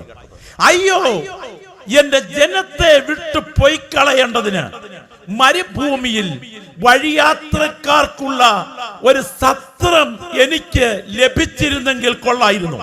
ഇന്ന് രാത്രി പറയട്ടെ, ഒരു ഭർത്താവ് എന്ന നിലയിൽ കുടുംബത്തിൽ അനുഭവിക്കുന്ന ഉത്തരവാദിത്തങ്ങൾ ആർക്കു വേണ്ടി നിർവഹിക്കുന്നുവോ അവരിൽ നിന്ന്, ഒരു ഭാര്യ എന്ന നിലയിൽ കുടുംബത്തിൽ ഏൽപ്പിച്ചിരിക്കുന്ന ഉത്തരവാദിത്തങ്ങൾ നിർവഹിക്കുന്നത് ആർക്കു വേണ്ടിയോ അവരിൽ നിന്ന്, ദൈവത്തിന് സ്തോത്രം, ഒരു ശുശ്രൂഷകൻ എന്ന നിലയിൽ സഭയിൽ ചെയ്തെടുക്കുന്ന ഉത്തരവാദിത്തങ്ങൾ നിർവഹിക്കുന്നത് ആർക്കു വേണ്ടിയോ അവരിൽ നിന്ന് ദൈവം ഏൽപ്പിച്ച ഉത്തരവാദിത്തങ്ങളെ ആത്മാർത്ഥതയോടെ ചെയ്തുകൊണ്ടിരിക്കുമ്പോഴും അതിന്റെ ഗുണഭോക്താക്കളിൽ നിന്ന് വേദനിപ്പിക്കുന്ന അനുഭവങ്ങൾ വരുന്ന സമയം ചങ്കുപൊട്ടി വിളിച്ചു പറയുന്ന വാക്കുകളിൽ ഒന്നിതാണ്, എനിക്കങ്ങ് ഓടിപ്പോയാൽ മതി, എനിക്ക് സഹിക്കാൻ വയ്യ. ഇവരുടെ വാക്കുകൾ ഏറ്റ് ഞാൻ ഏറെ വേദനിക്കുകയാണ്. കാരണം ഈ ജനത്തെ വിട്ട് ഒരു ഏകാന്തത കൊതിച്ചുകൊണ്ട് ഓടിപ്പോയി ഒന്ന് മറയാൻ ഞാൻ ആഗ്രഹിക്കുകയാണ്. എന്നാൽ ഇന്ന് രാത്രി ഞാൻ പറയട്ടെ, ഭർത്താവ് എന്ന നിലയിൽ നിന്നെ ദൈവം ആക്കി വെച്ചിരിക്കുന്ന സ്ഥാനത്ത് നിന്ന്, ഭാര്യ എന്ന നിലയിൽ നിന്നെ ദൈവം ആക്കി വെച്ചിരിക്കുന്ന സ്ഥാനത്ത് നിന്ന്, മാതാപിതാക്കൾ എന്ന നിലയിൽ ദൈവം നിന്നെ ആക്കി വെച്ച സ്ഥാനത്ത് നിന്ന്, ഒരു കർത്തൃദാസൻ എന്ന നിലയിൽ ദൈവം നിന്നെ ആക്കി വെച്ച സ്ഥാനത്ത് നിന്ന് ഓടിപ്പോകാൻ എന്തൊക്കെ സമ്മർദ്ദം ഉയർന്നാലും ഓടിപ്പോകരുത്. ഇതിന് നടുവിൽ ദൈവത്തിന്റെ കരം ചലിക്കും. ഇന്ന് രാത്രി തലയിൽ കൈവച്ചെന്നതുപോലെ പരിശുദ്ധാത്മാവ് ദൂത് വിളിച്ചു പറയുന്നു, വിളിച്ചവൻ ദൈവമാണെങ്കിൽ ദൈവത്തിന്റെ കരം വിഷയത്തിന്മേൽ ചലിക്കാൻ തുടങ്ങുന്നു. ആത്മാവിലത് ബോധ്യമുള്ള ദൈവമക്കൾ കരങ്ങളൊന്ന് ഉയർത്തിപ്പിടിച്ചാട്ടെ, ശബ്ദമുയർത്തി ഒന്ന് പ്രാർത്ഥിച്ചു തുടങ്ങിച്ചാട്ടെ. ഒരു വാ പോലും ഇന്ന് രാത്രി അടഞ്ഞിരിക്കരുതേ, ഒരു അധരം പോലും ഇന്ന് രാത്രിയിൽ പൂട്ടിയിരിക്കരുത്. ഇന്ന് രാത്രി കൃപ ലഭിച്ച സകല ദൈവമക്കളും ആത്മാവിൽ നിന്ന് പ്രാർത്ഥിച്ചു തുടങ്ങണം, ആത്മാവിൽ നിന്ന് പ്രാർത്ഥിച്ചു തുടങ്ങണം. ഈ രാത്രി അസാധാരണമായ ആത്മവ്യാപാരം നിങ്ങളിലേക്ക് പകരാൻ ദൈവം ആഗ്രഹിക്കുകയാണ്. നിന്റെ വാഗ്ദത്തത്തെ ഇല്ലാതാക്കി, നിന്റെ ശുശ്രൂഷയെ പാതി വഴിയിൽ അവസാനിപ്പിച്ച് പ്രതിസന്ധികളുടെ നടുവിൽ ഇതിന് അന്തം കുറിക്കാൻ അന്തരാത്മാവിൽ ആത്മാവിൽ ഉൾക്കാമ്പിൽ സംസാരിച്ച് നിന്റെ മനോബലം തകർത്ത് നിന്റെ ജീവിതത്തെ തകർക്കാൻ ഇരുട്ടിന്റെ ശക്തികൾ പദ്ധതികൾ ഒരുക്കുമ്പോൾ ഇന്ന് രാത്രി ഞാൻ ആത്മാവിൽ വിളിച്ചു പറയുന്നു, ഇതുവരെ കണ്ടിട്ടില്ലാത്ത ചില ദൈവപ്രവർത്തികൾ ഈ രാത്രി യോഗം പിരിഞ്ഞ് നീ വീട്ടിൽ എത്തുന്നതിന് മുൻപ് ഒരടയാളത്തോടെ ചെയ്തെടുക്കത്തക്ക വിധം ആ കരം നിനക്ക് അനുകൂലമായി ചലിക്കുന്നു. അഭിഷേകത്തിന്റെ വിടുതലുകൾ ഇന്ന് രാത്രി വ്യാപരിച്ചു കൊണ്ടിരിക്കുമ്പോൾ നിന്റെ വാഗ്ദത്തത്തിനെതിരെ സാത്താൻ ഒരുക്കി വെച്ചിരിക്കുന്ന കണികളെ ഇന്ന് രാത്രി ശുശ്രൂഷയ്ക്ക് നടുവിൽ ദൈവാത്മാവ് അഴിച്ചു മാറ്റുകയാണ്. മനസ്സിനെ തളർത്തിയിട്ട് ഹൃദയത്തെ വല്ലാതെ ക്ഷീണിപ്പിച്ച് ഒറ്റയ്ക്കിരുന്ന് ഏകാന്തതയിൽ പദം പറക്കി പറഞ്ഞ് കരയത്തക്ക വിധത്തിൽ ജീവിതത്തിൽ ഈ വേദന മറ്റാരോടും പങ്കുവെക്കാൻ കഴിയാതെ ഉള്ളിൽ നെടുവീർപ്പുകളും താങ്ങിക്കൊണ്ട് എങ്ങനെങ്കിലും ഇതൊന്ന് അവസാനിപ്പിച്ചാൽ മതി, ഈ ഭാരമൊന്ന് താഴ്ത്തി വെച്ചാൽ മതി എന്ന് വേദനിക്കുന്ന ചില വ്യക്തികളെ ചൂണ്ടി ഇന്ന് രാത്രി ദൈവാത്മാവ് വിളിച്ചു പറയുന്നു, അനാഥത്വവും വൈധവ്യവും ഒരുപോലെ ബാധിച്ചിട്ട് നിങ്ങളെ മാറാ എന്ന് വിളിപ്പീൻ. അത്യുന്നതനെങ്കിൽ അത്യന്തം കൈപ്പായത് ചെയ്തിരിക്കുന്നു എന്ന് നിലവിളിച്ചു പറഞ്ഞ ഒരു സാധുവായ ഒരു സ്ത്രീയുടെ മടിയിൽ ദാവീദിന്റെ വല്യമ്മച്ചിയാക്കി മാറ്റിക്കൊണ്ട് യേശുവിന്റെ വല്യമ്മച്ചി പദം അലങ്കരിപ്പിച്ച് ചരിത്രത്തെ തിരിച്ചവനാണ് ഞാൻ സേവിക്കുന്ന പ്രസംഗിക്കുന്ന ദൈവമെങ്കിൽ ഇന്ന് രാത്രി നീ അനുഭവിക്കുന്ന നിന്റെ തകർച്ചയ്ക്ക് നടുവിൽ ഇറങ്ങി വന്ന് ചരിത്രത്തിന്റെ ഗതിയെ നിയന്ത്രിച്ച് നിന്റെ ഭാവിയെ പണിയാൻ കഴിവുള്ള ഒരു കരം ഇന്ന് രാത്രി ആത്മാവിൽ ചലിച്ചുകൊണ്ടിരിക്കുന്നു.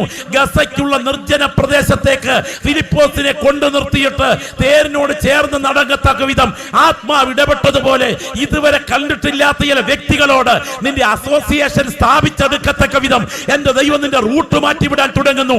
തോൽക്കൊല്ലനായ ശീമോന്റെ വീട്ടിലെ വെൺമാടത്തിൽ പ്രാർത്ഥിച്ചുകൊണ്ടിരിക്കുന്ന പത്രോസിന്റെ അഡ്രസ് അവിടുന്ന് 28 കിലോമീറ്റർ അപ്പുറത്ത് പട്ടാള മേധാവിയായ കൊർന്നല്യോസിന്റെ മുറിക്കകത്ത് ഒരു ദൂതനെ വിട്ട് കൈമാറ്റം ചെയ്തിട്ട് കടൽ മുക്കുവനായ പത്രോസിനെയും ആത്മവ്യാപാരത്തോടുകൂടെ അത് പട്ടാള മേധാവിയായ കൊർന്നല്യോസിനെയും എന്റെ ദൈവം ഇന്റർനെറ്റ് ഇല്ലാതെ ഇമെയിൽ ഇല്ലാതെ സഭയുടെ അധികാരികളുടെ ഓർഡർ ഇല്ലാതെ ആത്മാവിൽ ബന്ധിപ്പിച്ചത് യാഥാർത്ഥ്യമാണെങ്കിൽ ഇന്ന് വരെ കണ്ടിട്ടില്ലാത്ത നിലകളിൽ ആത്മവ്യാപാരത്തിന്റെ ഇടപെടലിലൂടെ നിന്റെ വിഷയത്തിന്മേൽ ദൈവത്തിന്റെ കരം ചലിച്ചിട്ട് ഒരു പുതിയ അധ്യായം ആരംഭിക്കാൻ ആ കരം നിനക്ക് വേണ്ടി ഉയരുന്നു. ഇത് തിരിച്ചറിയുന്ന ദൈവമക്കൾ ഈ രാത്രി വിളിച്ചു പറ, എന്റെ വിഷയത്തിന്മേൽ ഇടപെടുന്ന ഒരു കരം ഞാൻ ആത്മാവിൽ കാണുന്നു. ഇല്ല, നീ തല കുനിക്കുകയില്ല, ഇല്ല, നീ അപമാനിക്കപ്പെടുകയില്ല. വിളിച്ച ദൈവം വിശ്വസ്തനാണ്, ദൈവപ്രവൃത്തി വെളിപ്പെടും. പിടിച്ചു നിൽക്കുക. ഈ പ്രതലത്തിൽ ദൈവം വിഷയത്തിന്മേൽ ഇടപെടും. ഇന്ന് രാത്രി ഞാൻ ആത്മാവിൽ കാണുന്നു, സ്വർഗം ഇതിനെ മീതെ തുറന്നു നിൽക്കുകയാണ്. ഇരുന്ന് ആരാധിച്ചു കൊണ്ടിരിക്കുന്ന ദൈവമക്കൾ ചിലരുടെ മേൽ പരിശുദ്ധാത്മാവിന്റെ ചൈതന്യം വ്യാപരിച്ചു കൊണ്ടിരിക്കുന്ന രാത്രിയാണ്. മറ്റുള്ളവർക്ക് മനസ്സിലാക്കാൻ കഴിയാതെ ഉള്ളിൽ തപിച്ചു നിൽക്കുന്ന ചില ബന്ധനങ്ങളെ ആത്മമണ്ഡലത്തിൽ ദൈവാത്മാവ് ഇന്ന് രാത്രി അഴിച്ചു മാറ്റുകയാണ്. അസാധാരണമായ നിരാശകൾ, മനസ്സിൽ ആത്മഹത്യക്ക് പോലും കൊതിക്കത്തക്ക വിധം വ്യാപരിക്കുന്ന കടുങ്കെട്ടുകൾ എന്റെ കൂടപ്പിറപ്പെ ഇന്ന് രാത്രി യോഗം പിരിയുന്നത് മുൻപ് യേശുവിന്റെ തേജസ്സിന്റെ കരം ഇറങ്ങി വന്ന് വിഷയത്തിന്മേൽ എടുത്തു മാറ്റാൻ തുടങ്ങുകയാണ്. അറുക്കപ്പെട്ട കുഞ്ഞാർന്ന രക്തത്തിന്റെ ശക്തി വീശിയടിക്കുന്ന ഒരു കാറ്റ് പോലെ, പെയ്തിറങ്ങുന്ന മഴ പോലെ ഈ ഗ്രൗണ്ടിൽ വ്യാപരിച്ചു കൊണ്ടിരിക്കുന്നു. അരുത്, അരുത്, അരുത്. നീ നിൽക്കുന്ന പ്രതലത്തിൽ നിന്ന് ഓടിപ്പോകരുത്. നിൽക്കുന്ന പ്രതലത്തിൽ മാനിക്കാൻ ദൈവത്തിന്റെ കരം ചലിക്കും. Glory, hallelujah. അസംതൃപ്തി വല്ലാത്ത അസ്വസ്ഥതയാണ്. അസംതൃപ്തി മനുഷ്യരെ ബാധിച്ചിരിക്കുന്ന ഏറ്റവും വലിയ ഒരു അസ്വസ്ഥതയാണ് അസംതൃപ്തി. ചില വിഷയങ്ങളുടെ നെഗറ്റീവ് വശം മാത്രം കാണത്തക്ക വിധം മനസ്സിനെ പ്രേരിപ്പിക്കുന്ന ഒരു ശക്തി. ഇത് ഇരമ്യാവ് സാധാരണക്കാരനല്ല. അടുത്ത 10 പതിറ്റാണ്ടുകൾ ജീവന്റെ ശുശ്രൂഷ നിർവഹിക്കേണ്ട കർത്തൃദാസൻ ആ ദൈവവൃത്യന്റെ മനസ്സിനെ ആകെ തകർക്കുകയാണ്. നിങ്ങൾക്കറിയാമോ, വിശുദ്ധ വേദപുസ്തക ചരിത്രത്തിൽ ഈ 31,173 വാക്യങ്ങളുള്ള വിശുദ്ധ ബൈബിളിൽ ഒരു അസാധാരണ പ്രതിഭാസം എന്ന് പറയാൻ കഴിയുന്ന ഒരു അതുല്യ വ്യക്തിത്വമുണ്ട്. അത് പഴയ നിയമത്തിന് മധ്യസ്ഥനായ മോശയാണ്. മേഘം, അന്ധതമസ്, കൂരിരുട്ട്, വാക്കുകളുടെ ശബ്ദം, ഇവയിൽ കത്തിക്കാളുന്ന തീയിൽ പ്രപഞ്ച ചക്രവർത്തിയും അഖിലാണ്ട സൃഷ്ടിതാവുമായ മഹാദൈവം ഇറങ്ങി വസിച്ചപ്പോൾ ആ മഹാദൈവത്തിന്റെ തീക്കകത്തോട്ട് കയറി ചെന്നപ്പോൾ സർവശക്തന്റെ തീജ്വാലയിൽ നിന്ന് പ്രസരിച്ച പ്രസരിപ്പ് ത്വക്കിലേക്ക് വന്നിട്ട് ആ ത്വക്കിൽ നിന്നത് തിരിച്ചു പ്രതിഫലിക്കത്തക്ക വിധം ദൈവത്തിന്റെ തേജസ്സിനെ സ്വന്തം ത്വക്കുകൊണ്ട് പ്രതിഫലിപ്പിച്ച ഒരൊറ്റ മനുഷ്യനെ ബൈബിളിലുള്ളൂ. 40 ലക്ഷം വരുന്ന ജനത്തിന് 40 വർഷം ട്രാൻസ്ഫർ ഇല്ലാതെ ശുശ്രൂഷിച്ച പാസ്റ്ററായ മോശ. ദൈവത്തിന് സ്തോത്രം. എന്നാൽ ഒരു പ്രത്യേക പ്രതിസന്ധി ഘട്ടത്തിൽ താൻ പർവ്വതത്തിന് മുകളിൽ കയറി ചെന്ന് കവിണ് വീണിട്ട് പറയുന്ന വാക്കുകൾ ഇങ്ങനെയാണ്: എന്നെ കൊന്നുകളയണമേ, എന്റെ അരിഷ്ടത ഞാൻ ഓർക്കരുതേ. നിങ്ങൾ ഓർക്കുക, സാധാരണക്കാരനല്ല ഇദ്ദേഹം. എന്നെ കൊന്നുകളയണമേ, എനിക്ക് ആത്മഹത്യ ചെയ്യാൻ ആഗ്രഹമില്ല, പക്ഷെ ജീവിക്കാൻ ഒട്ടും കൊതിയില്ല. മടുത്തു, എന്നെ കൊന്നുകളയണമേ, എന്റെ അരിഷ്ടത ഞാൻ ഓർക്കരുത്. ആരാ? സാധാരണക്കാരനല്ലെന്ന് ഓർക്കുക. കാട്ടുവടി കൊണ്ട് മഹാസമുദ്രത്തെ 2ആയി മുറിച്ചവൻ, മഹാദൈവത്തിന്റെ തേജസ്സിന്റെ ദിവ്യ സാന്നിധ്യത്തെ പച്ച കണ്ണുകൾ കൊണ്ട് കണ്ടവൻ. ഇന്ന് രാത്രി അതിനേക്കാൾ ശക്തന്മാരാരും ഇതിനകത്തില്ലല്ലോ. നിരാശ വല്ലാതെ മനസ്സിനെ തളർത്തും. ഒരിക്കൽ സ്തോത്രം, ഈ ഭാഗത്ത് വനാന്തരത്തിൽ പന്നിയട കുത്തേറ്റ് ഒരു മനുഷ്യനെ ആശുപത്രിയിൽ ചികിത്സിക്കാൻ വന്നപ്പോൾ ഒരു മിഷൻ ഹോസ്പിറ്റലിൽ ഒരു ഡോക്ടർ അദ്ദേഹത്തോട് ചോദിച്ചു, മൂപ്പ, വനാന്തരത്തിനകത്ത് ഏറുമാടത്തിൽ പന്നിയട കുത്തുവൊക്കെ സഹിച്ച് മുകളിൽ കയറി കിടന്നുറങ്ങി കഷ്ടതയൊക്കെ അനുഭവിച്ച് ഈ വനത്തിനകത്ത് കഴിയാതെ ഗവൺമെന്റ് നിങ്ങൾക്ക് നിർദ്ദേശിച്ചിരിക്കുന്ന സ്ഥലത്ത് വന്ന് ആ വീടുകളിലൊക്കെ പാർത്ത് മര്യാദയ്ക്ക് ഗവൺമെന്റിന്റെ ആനുകൂല്യങ്ങളൊക്കെ പറ്റി ജീവിക്കരുതോ മൂപ്പാ? എന്തിനായി വനത്തിനകത്ത് ഏറുമാടത്തിൽ കഴിയുന്നത് എന്ന് ചോദിച്ചപ്പോൾ ഡോക്ടറോട് അദ്ദേഹം പറഞ്ഞ മറുപടി, തമ്പ്രാ, സ്വർഗമാ തമ്പ്രാ, അവിടം സ്വർഗം. മലദൈവങ്ങളെയൊക്കെ സേവിച്ച് കുലദൈവങ്ങളെയൊക്കെ ആരാധിച്ച് കാട്ടിറച്ചിയൊക്കെ കഴിച്ച് രാത്രിയിലാം വലിയ മരത്തിന്റെ മുകളിലെ ഏറുമാടത്തിൽ കയറി ഉറങ്ങുന്നത് ഞങ്ങൾക്കൊരു സ്വർഗമാ. എന്നാൽ അടുത്തിടയ്ക്ക് തിരുവനന്തപുരത്തും ഊട്ടിയിലും കൊടൈക്കനാലിലും 3 വീടുള്ള ഒരു ആർട്ടിസ്റ്റിനോട് ഒരു സൈക്കാട്രിസ്റ്റ് ഒരു പ്രതിസന്ധിയിൽ സംസാരിക്കുമ്പോൾ സൈക്കാട്രിസ്റ്റിനോട് അദ്ദേഹം പറഞ്ഞ മറുപടി, നിങ്ങൾ വിചാരിച്ചിരിക്കുന്നത് വീട് വലിയ വീടാ, 3 വീട് ഈ പറഞ്ഞ സ്ഥലങ്ങളിലെല്ലാം ഉണ്ട്, പുത്തൻ കാറുകൾ ലേറ്റസ്റ്റ് ഇറങ്ങിയതെല്ലാം എന്റെ പോർച്ചിൽ കിടപ്പുണ്ട്, ഞങ്ങൾക്ക് നല്ല സുഖമാന്നാ നിങ്ങൾ വിചാരിച്ചിരിക്കുന്നത്. പിന്നെ ഭാര്യയുടെയും പിള്ളേരുടെയും കൂടി നിന്ന് ഒരുപിടി ചോറ് വാരി തിന്ന് സമാധാനമായിട്ടൊന്ന് ഉറങ്ങിയിട്ട് എത്ര നാളായെന്ന് അറിയാമോ? നിങ്ങൾക്ക് മനസ്സിലായോ? ഊട്ടിയിലും കൊടൈക്കനാലിലും വീടും പുതിയ ലേറ്റസ്റ്റ് വാഹനങ്ങളൊക്കെ കാർപോർച്ചിലും കിടക്കുന്ന കോടീശ്വരൻ ഒരു പിടി ചോറ് വാരി തിന്ന് സമാധാനമായി ഭാര്യയുടെ കൂടെ കുഞ്ഞുങ്ങളുടെ കൂടെ ഉറങ്ങിയിട്ട് നാളുകളായി. എന്നാൽ വനാന്തരത്തിൽ കഴിയുന്ന ഓണങ്കേറാമൂലയിലെ പന്നിയുടെ കുത്തേറ്റവന് സമാധാനമായി ഏറുമാടത്തെ കറന്നുറങ്ങാം. ഇതൊരു മാനസിക അവസ്ഥയാണ്. എന്നാൽ മനഃശാസ്ത്രം പറയാനല്ല ഞാൻ ഇന്ന് രാത്രി ഇവിടെ നിൽക്കുന്നത്. നിന്റെ ചങ്കിന് നേരെ പറന്നടുക്കുന്ന പ്രതിസന്ധികൾക്ക് നടുവിലും ധൈര്യത്തോടെ നിൽക്കാൻ മാനസിക കരുത്തു പകരുന്നത് സൈക്കാട്രിക് ട്രീറ്റ്മെന്റുകളല്ല, അതിനെ കവിയുന്ന ദൈവശക്തിയുടെ വ്യാപാരമാണ്. എതിരെ നിൽക്കണമെങ്കിൽ, പിടിച്ചു നിൽക്കണമെങ്കിൽ പരിശുദ്ധാത്മാവിന്റെ ബലം വ്യാപരിക്കണം. തിരിച്ചറിയുക, ആ പ്രതികൂലം നിനക്ക് നേരെ വരുമ്പോൾ ഓർക്കുക, ആക്കിയിരിക്കുന്ന പ്രതലത്തിൽ നിന്നും ഓടിപ്പോകാൻ നിർബന്ധിക്കുകയാണോ? ഒരു ഭാര്യ എന്ന നിലയിൽ ആക്കിയിരിക്കുന്ന ആ പ്രതലത്തിൽ നിന്ന്, ഒരു പിതാവ് എന്ന നിലയിൽ ആക്കിയിരിക്കുന്ന ആ പ്രതലത്തിൽ നിന്ന് ഓടിപ്പോകാൻ മനസ്സ് തളരുകയാണോ? പുറത്ത് കാണുമ്പോൾ ചിരിക്കുമെങ്കിലും പലരുടെയും അകം പുണ്ണുപോലെ അസ്വസ്ഥതപ്പെടുകയാണ്. പ്രാർത്ഥനാ സംഘത്തിന് വന്ന ഒരു കത്ത് ഞാൻ ഓർക്കുന്നു. ആ കത്തിനകത്ത് ഒരു സഹോദരി എഴുതിയിരിക്കുക, പാസ്റ്ററെ, വിവാഹം കഴിപ്പിച്ച് എന്റെ കുടുംബക്കാരെല്ലാം കൂടെ ഈ വീട്ടിലേക്ക് എന്നെ വിട്ടപ്പോൾ ഞാൻ ഓർത്തത് എന്റെ ഭർത്താവിന് ഞാനല്ലാതെ സന്തോഷത്തിനും സ്നേഹത്തിനും മറ്റൊരു സ്ത്രീ ഉണ്ടായിരിക്കയില്ലെന്നാണ്. പക്ഷേ 3 പിഞ്ചു കുഞ്ഞുങ്ങൾക്ക് ജന്മം കൊടുത്തു കഴിഞ്ഞപ്പോ തനിനിറം മനസ്സിലായി, പാസ്റ്ററെ, എന്റെ ഭർത്താവിന് ഞാനല്ലാതെ പല രഹസ്യ ബന്ധങ്ങളുമുണ്ട്. കണ്ടുമടുത്തത് കൊണ്ട് ഇനിയും ജീവിക്കണ്ട എന്ന് തീരുമാനിച്ച് ആ സഹോദരി പമ്പയാറിന്റെ കരയിൽ ഒരു ബഹുനില ബംഗ്ലാവും പണവും പ്രതാപവും പത്രാസുമായി കഴിയുന്ന ഒരു വലിയ കുടുംബമാണ്. ഒരു പക്ഷേ ഞാൻ ഇപ്പോൾ കുടുംബ പേര് പറഞ്ഞാൽ നിങ്ങളിൽ പലർക്കും ഊരും പേരും കൊണ്ട് തിരിച്ചറിയാവുന്ന കുടുംബമാണ്. ആ സഹോദരി കുറിച്ച വാക്കുകൾ ഇങ്ങനെ: മടുത്തത് കൊണ്ട് രാത്രിയിൽ ആത്മഹത്യ ചെയ്യേണ്ട ആറ്റുകടവ് പോയി കണ്ടുവച്ചു. എന്നിട്ട് രാത്രി 2 മണിക്ക് 3 പിഞ്ചു കുഞ്ഞുങ്ങൾക്കും ചുംബനം, അന്ത്യ ചുംബനം കൊടുത്തിട്ട് മുറിക്കകത്ത് നിന്ന് പുറകു കതക് തുറന്നിറങ്ങി. ഒരു ഭ്രാന്തിയെ പോലെ ആറ്റുകടവിലേക്ക് ഓടി. ആറ്റുകടവിൽ കയത്തിലേക്ക് ചാടാൻ കല്ലിലേക്ക് ഓടി കയറി. ചാടാൻ തുടങ്ങുന്ന സമയം എന്റെ ഇളയ കുഞ്ഞ് കരയുന്ന ശബ്ദം എന്റെ കാതിൽ അലച്ചു. നിയന്ത്രണം വിട്ട് ഞാൻ തിരിച്ചോടി. കതകിനകത്തോട്ട് കയറി ചെല്ലുമ്പോ എന്റെ ഇളയ കുഞ്ഞ് എഴുന്നേറ്റിരുന്ന് മമ്മീ എന്ന് പറഞ്ഞ് ചുറ്റും തപ്പിപ്പിടിച്ചുകൊണ്ട് ഇരുട്ടിൽ നിലവിളിക്കയാ. ആ 3 കുഞ്ഞുങ്ങളെയും വാരിപ്പുണർന്നുകൊണ്ട് ആ രാത്രിയിൽ 2:30 കഴിഞ്ഞപ്പോൾ ഞാനൊരു തീരുമാനമെടുത്തു. മക്കളെ, ഈ അമ്മ ഇനിയും ആത്മഹത്യ ചെയ്യില്ല. ഈ വീട്ടിൽ ഞാൻ കുടുംബജീവിതം അഭിനയിക്കും. പാസ്റ്ററേ, കഴിഞ്ഞ 20 വർഷമായി ഞാനിവിടെ അഭിനയിക്കുന്നു. ഇന്ന് രാത്രി ഈ വചനം കേട്ടുകൊണ്ടിരിക്കുമ്പോ എത്രയോ കുടുംബങ്ങൾക്കകത്ത് കെട്ടോടെ തകരുന്ന പ്രതിസന്ധികൾ ഉയരുന്നു.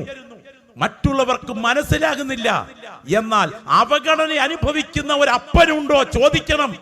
ചങ്ക് നീറുന്നത് എത്ര വലുതാണെന്ന് ഒരപ്പൻ പറഞ്ഞതോർക്കുന്നു. വേദനയോടെ കാച്ചിയെണ്ണയൊക്കെ പുരട്ടി അതേ പഴയ കട്ടിലിൽ ഇരിക്കുമ്പോ ബിസിനസ് കഴിഞ്ഞ മകൻ വീട്ടിലോട്ട് കയറി വരുന്ന സമയം അടുക്കളയിലൂടെ കയറി വന്ന മകൻ എന്തോ തോന്നി, അലറിക്കൊണ്ടൊരു വരവാ മുറിക്കകത്തോട്ട്. എന്നിട്ട് നെഞ്ചിന് നേരെ ചൂണ്ടിക്കൊണ്ട് പറഞ്ഞു, ഹോ, കാലന് പോലും വേണ്ടല്ലോ. പാസ്റ്ററേ, തകർന്നു മനസ്സ്.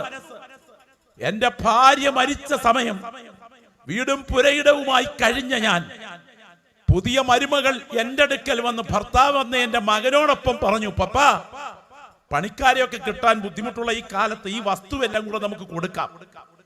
പണം വാങ്ങിച്ച് നമുക്ക് ഫിക്സഡ് ഡിപ്പോസിറ്റ് ഇടാം. ഒരല്പം പണം കൊണ്ട് ഒരു വീടും ക്രമീകരണങ്ങൾ ടൗണിൽ വാങ്ങിക്കാം.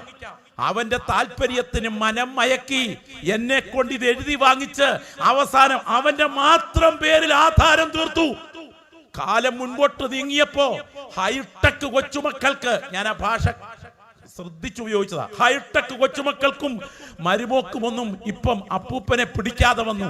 കാച്ചിയെണ്ണയുടെ മണമുയരുകയും ഇരിക്കുന്നിടത്തിച്ചിര മൂത്രം വീഴുകയും ടൈലേൽ അല്പം ചെളിപുരളുകയും ഒക്കെ ചെന്നപ്പോൾ തന്നെ കുച്ചിപ്പുടും ഭരതനാട്യവും ഒക്കെ വീട്ടിൽ തുടങ്ങി. ആ രാത്രി പറഞ്ഞു, മോനെ, ഇന്ന് രാത്രി എവിടെങ്കിലും ഒന്ന് കിടക്കണം. നാളെ ഞാൻ പെൺകുഞ്ഞുങ്ങളുടെ വീട് തപ്പി പൊക്കോളാം, അവിടെ എന്തെങ്കിലും ഒന്ന് താ എന്ന് പറഞ്ഞപ്പോൾ അവൻ അടുക്കളയിലോട്ട് കയറി അരിച്ചാക്കെടുത്ത് എന്റെ നേരെ നീട്ടിയിട്ട് പറഞ്ഞു, ദേ കൊണ്ടക്കട. രാത്രിയിൽ കിടന്നത് മുൻപിലത്തെ വെയിറ്റിംഗ് ഷെഡിലാണ്. പാസ്റ്റർക്ക് പറഞ്ഞാൽ മനസ്സിലാകില്ല, എന്റെ നെഞ്ചിനകത്തെ മനസ്സിലാകൂ. ഇന്ന് രാത്രി ഈ ദൂത് കേട്ടുകൊണ്ടിരിക്കുമ്പോൾ മറ്റാർക്കും മനസ്സിലാക്കാൻ കഴിയാത്ത വേദനകൾ ഉള്ളു പൊള്ളുന്നത് പോലെ അനുഭവിച്ച് ഈ രാത്രി യോഗത്തിൽ എത്തിച്ചേർന്നിരിക്കുന്ന എന്റെ കൂടപ്പറപ്പേ, ഈ രാത്രി 9 മണിക്ക് നീ യോഗം വിട്ട് എഴുന്നേൽക്കുന്നതിന് മുൻപ് നിന്റെ മനസ്സിനകത്ത് വിങ്ങുന്ന ഭാരത്തെ എടുത്തു മാറ്റാൻ യേശുവിന്റെ കരം ബലത്തോടെ ചലിക്കുന്നുണ്ട്. ആത്മാവിൽ ഞാൻ വിളിച്ചു പറയുന്നു, വിളിച്ചവൻ ദൈവമാണെങ്കിൽ അവന്റെ കരം നിന്റെ വിഷയത്തിൽ ചലിക്കും. പരിശുദ്ധാത്മാവ് രാത്രി നിന്റെ തലയ്ക്ക് മീതെ നിഴൽ വിരിച്ചുകൊണ്ട് വിലപ്പെടുന്ന രാത്രിയാണ്. ദൈവാത്മാവ് പറയുന്നു, ഭാരപ്പെടരുത്, ഓടിപ്പോകരുത്. ആ പ്രതലത്തിൽ ദൈവം നിന്നെ മാനിക്കാൻ വിശ്വസ്തനാണ്. നിങ്ങൾ തിരിച്ചറിയുക.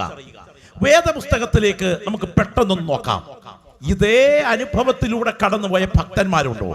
ഞാൻ ഇന്ന് രാത്രിയിൽ നിങ്ങളെ ഒടുവിൽ ക്രൂശിന്റെ ചുവട്ടിലേക്കും ക്ഷണിക്കാം. വിശുദ്ധ തിരുവെഴുത്തിലേക്ക് നിങ്ങളുടെ ശ്രദ്ധയെ ഞാൻ വേഗം ക്ഷണിക്കുകയാണ്. ദൈവത്തിന് സ്തോത്രം. നിങ്ങൾ വേഗം ഒന്ന് വന്നാട്ടെ. 55-ാം സങ്കീർത്തനം അതിന്റെ 6-ാമത്തെ വാക്യം. 55-ാം സങ്കീർത്തനം അതിന്റെ 6-ാമത്തെ വാക്യം വായിച്ചാട്ടെ. വേഗം വേഗം. പ്രാവിനുള്ളതുപോലെ എനിക്ക് ചിറകുണ്ടായിരുന്നുവെങ്കിൽ, പോലെ ശ്രദ്ധിച്ചു കേൾക്കണേ, പ്രാവിനുള്ളതുപോലെ എനിക്ക് ചിറകുണ്ടായിരുന്നുവെങ്കിൽ, എന്നാൽ ഞാൻ പറന്നുപോയി വിശ്രമിക്കുമായിരുന്നു എന്ന് ഞാൻ പറഞ്ഞു. എന്നാൽ ഞാൻ പറന്നുപോയി വിശ്രമിക്കുമായിരുന്നു എന്ന് ഞാൻ പറഞ്ഞു. ഒരു കർത്തൃദാസന്റെ അനുഭവത്തിലാ തുടങ്ങിയത്. ഉള്ളു പൊള്ളുന്ന, ചങ്കു പൊട്ടുന്ന, ഇടനെഞ്ചു വേകുന്ന ഒരു വേദനിപ്പിക്കുന്ന വാക്കായിരുമ്യാവ് പറഞ്ഞിരിക്കുന്നത്. കഷ്ടവും സങ്കടവും അനുഭവിച്ച് ജീവകാലം നിന്നയിൽ കഴിയേണ്ടതിന് ഞാൻ എൻ്റെ അമ്മയുടെ ഗർഭപാത്രത്തിൽ നിന്ന് പുറത്തു വന്നത് എന്തിന്? എന്റെ ജനത്തെ വിട്ട് പോയിക്കളയേണ്ടതിന് മരുഭൂമിയിൽ വഴിയാത്രക്കാർക്കുള്ള ഒരു സത്രം എനിക്ക് ലഭിച്ചിരുന്നെങ്കിൽ കൊള്ളായിരുന്നു. അതാണ് യിരെമ്യാവിന്റെ ഭാഷ. മോശയുടെ ഭാഷയോ, എന്നെ കൊന്നുകളയണമേ, എന്റെ അരിഷ്ടത ഞാൻ ഓർക്കരുതേ. ഇതാണ് മോശയുടെ ഭാഷ. ഇനിയും വിശുദ്ധ വേദപുസ്തകത്തിൽ ഇസ്രായേലിന്റെ മധുരഗായകൻ ദാവീദിന്റെ ഭാഷ നിങ്ങൾ ശ്രദ്ധിക്കണം. എന്താ എഴുതിയിരിക്കുന്നത്? പ്രാവിനുള്ളതുപോലെ എനിക്ക് ചിറകുണ്ടായിരുന്നുവെങ്കിൽ ഞാൻ പറന്നുപോയി വിശ്രമിക്കുമായിരുന്നു. ഈ രാത്രി യോഗം നടന്നുകൊണ്ടിരിക്കുമ്പോൾ ആത്മനിയോഗത്തോടെ പറയട്ടെ, ഒരു വട്ടമെങ്കിലും ജീവിതത്തിൽ ആയിരിക്കുന്ന സാഹചര്യത്തിൽ നിന്ന് ഓടിപ്പോകാൻ മനസ്സ് തളരാത്തവർ ഇതിനകത്തുണ്ടാകുകയില്ല. എന്നാൽ ഈ രാത്രി പുൾപിറ്റിൽ പ്രസംഗിക്കുവാൻ കയറും മുൻപ് പുനരാഗമനത്തെ കുറിച്ച് പ്രസംഗിക്കണമെന്നൊരു അന്തർനിയോഗം ഉണ്ടായെങ്കിലും ദൈവാത്മാവ് എനിക്ക് നൽകി ദൂതിൽ ഇന്ന് രാത്രി ഞാൻ നിങ്ങളോട് പറയുന്നു, മനസ്സ് തളരുന്ന നിന്റെ ജീവിതത്തിൽ നീ അനുഭവിച്ചു കൊണ്ടിരിക്കുന്ന പ്രതിസന്ധികളെ നൊടിയിട കൊണ്ട് മാറ്റാൻ കഴിവുള്ള പ്രപഞ്ചാതീതനായൊരു മഹാദൈവമാണ് ഞാൻ സേവിക്കുന്ന ദൈവമെന്ന ബോധ്യമുള്ള ദൈവമക്കൾ കരങ്ങളൊന്ന് ഉയർത്തിപ്പിടിച്ചേ. ഈ രാത്രി ഞാൻ ആത്മനിയോഗത്തോടെ പറയാം, നിന്നെ സാധാരണക്കാരനല്ല ഈ രാത്രി യോഗത്തിൽ ഇവിടെ എത്തിച്ചത് കേട്ടോ, സാധാരണക്കാരനല്ല. ഇന്ന് രാത്രി കർത്താവിന്റെ കരമാണ് ഈ യോഗത്തിൽ നിന്നെ കൊണ്ടുവന്നതെങ്കിൽ ഈ രാത്രി നീ പ്രാർത്ഥിച്ച് യോഗം വിട്ട് വീട്ടിലെത്തുന്നതിന് മുൻപ് നിന്റെ അധ്യായത്തിന് മറ്റൊരു അധ്യായം വരുത്താൻ നീ സേവിക്കുന്ന ദൈവം ശക്തനാണ്. എന്നാൽ നീ അഭിമുഖീകരിക്കുന്ന പ്രതികൂലത്തിനകത്ത് മഹാദൈവത്തിന്റെ കരം ചലിക്കുന്നുണ്ടെന്ന ബോധ്യമുണ്ടെങ്കിൽ ഇരിക്കുന്ന കസേരയിൽ ഇരുന്ന് സ്തോത്രം ചെയ്യാൻ അഭിമാനം സമ്മതിക്കാത്തത് കൊണ്ട് ഹിമാലയ പർവ്വതത്തിൽ മുനി ഇരിക്കുന്നത് പോലെ യോഗത്തിൽ എഴുന്നേറ്റ് പോകരുത്.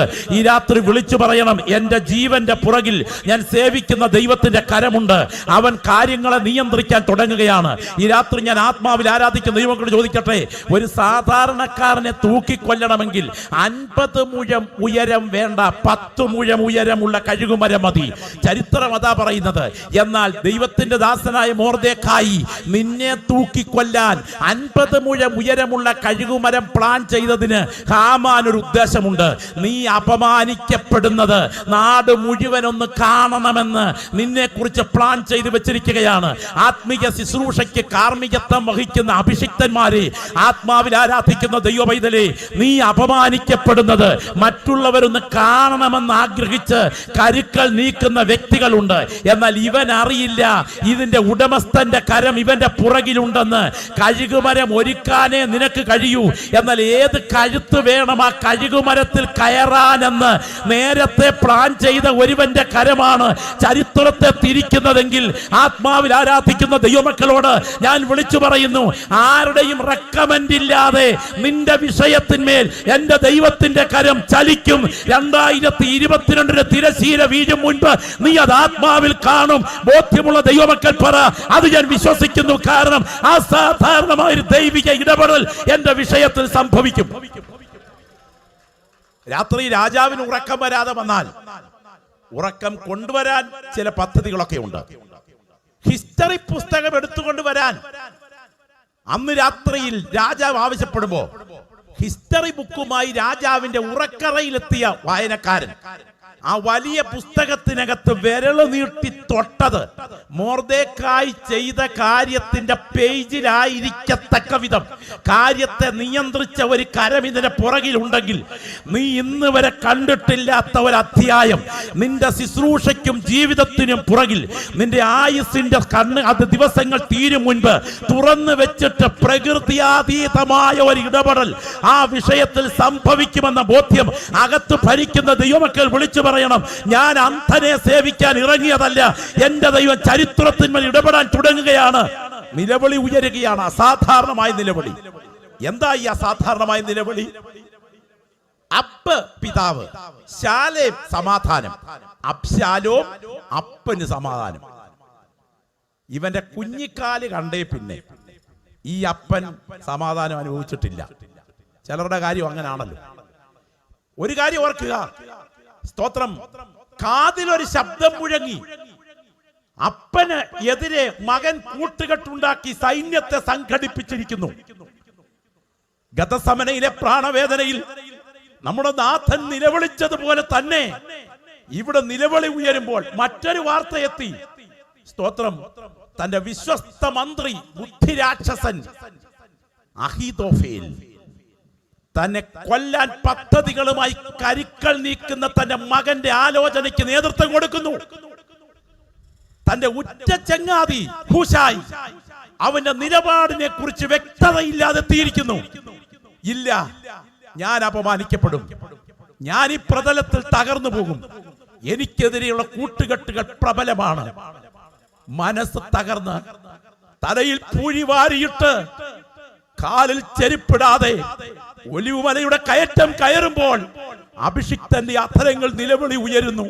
പ്രാവിനുള്ളതുപോലെ എനിക്ക് ചിറകുണ്ടായിരുന്നു എങ്കിൽ ഞാൻ പറന്നുപോയി വിശ്രമിക്കുമായിരുന്നു. ഇന്ന് രാത്രി ദൂത് കേട്ടുകൊണ്ടിരിക്കുമ്പോ നീ അനുഭവിക്കുന്ന അനുഗ്രഹത്തിന്റെ റോസാപ്പൂക്കൾക്ക് വേണ്ടി മാത്രമല്ല, നീ സഹിക്കുന്ന മുള്ളുകളുടെ പുറകിലും വിളിച്ച ദൈവത്തിന്റെ കരമുയരുന്നു.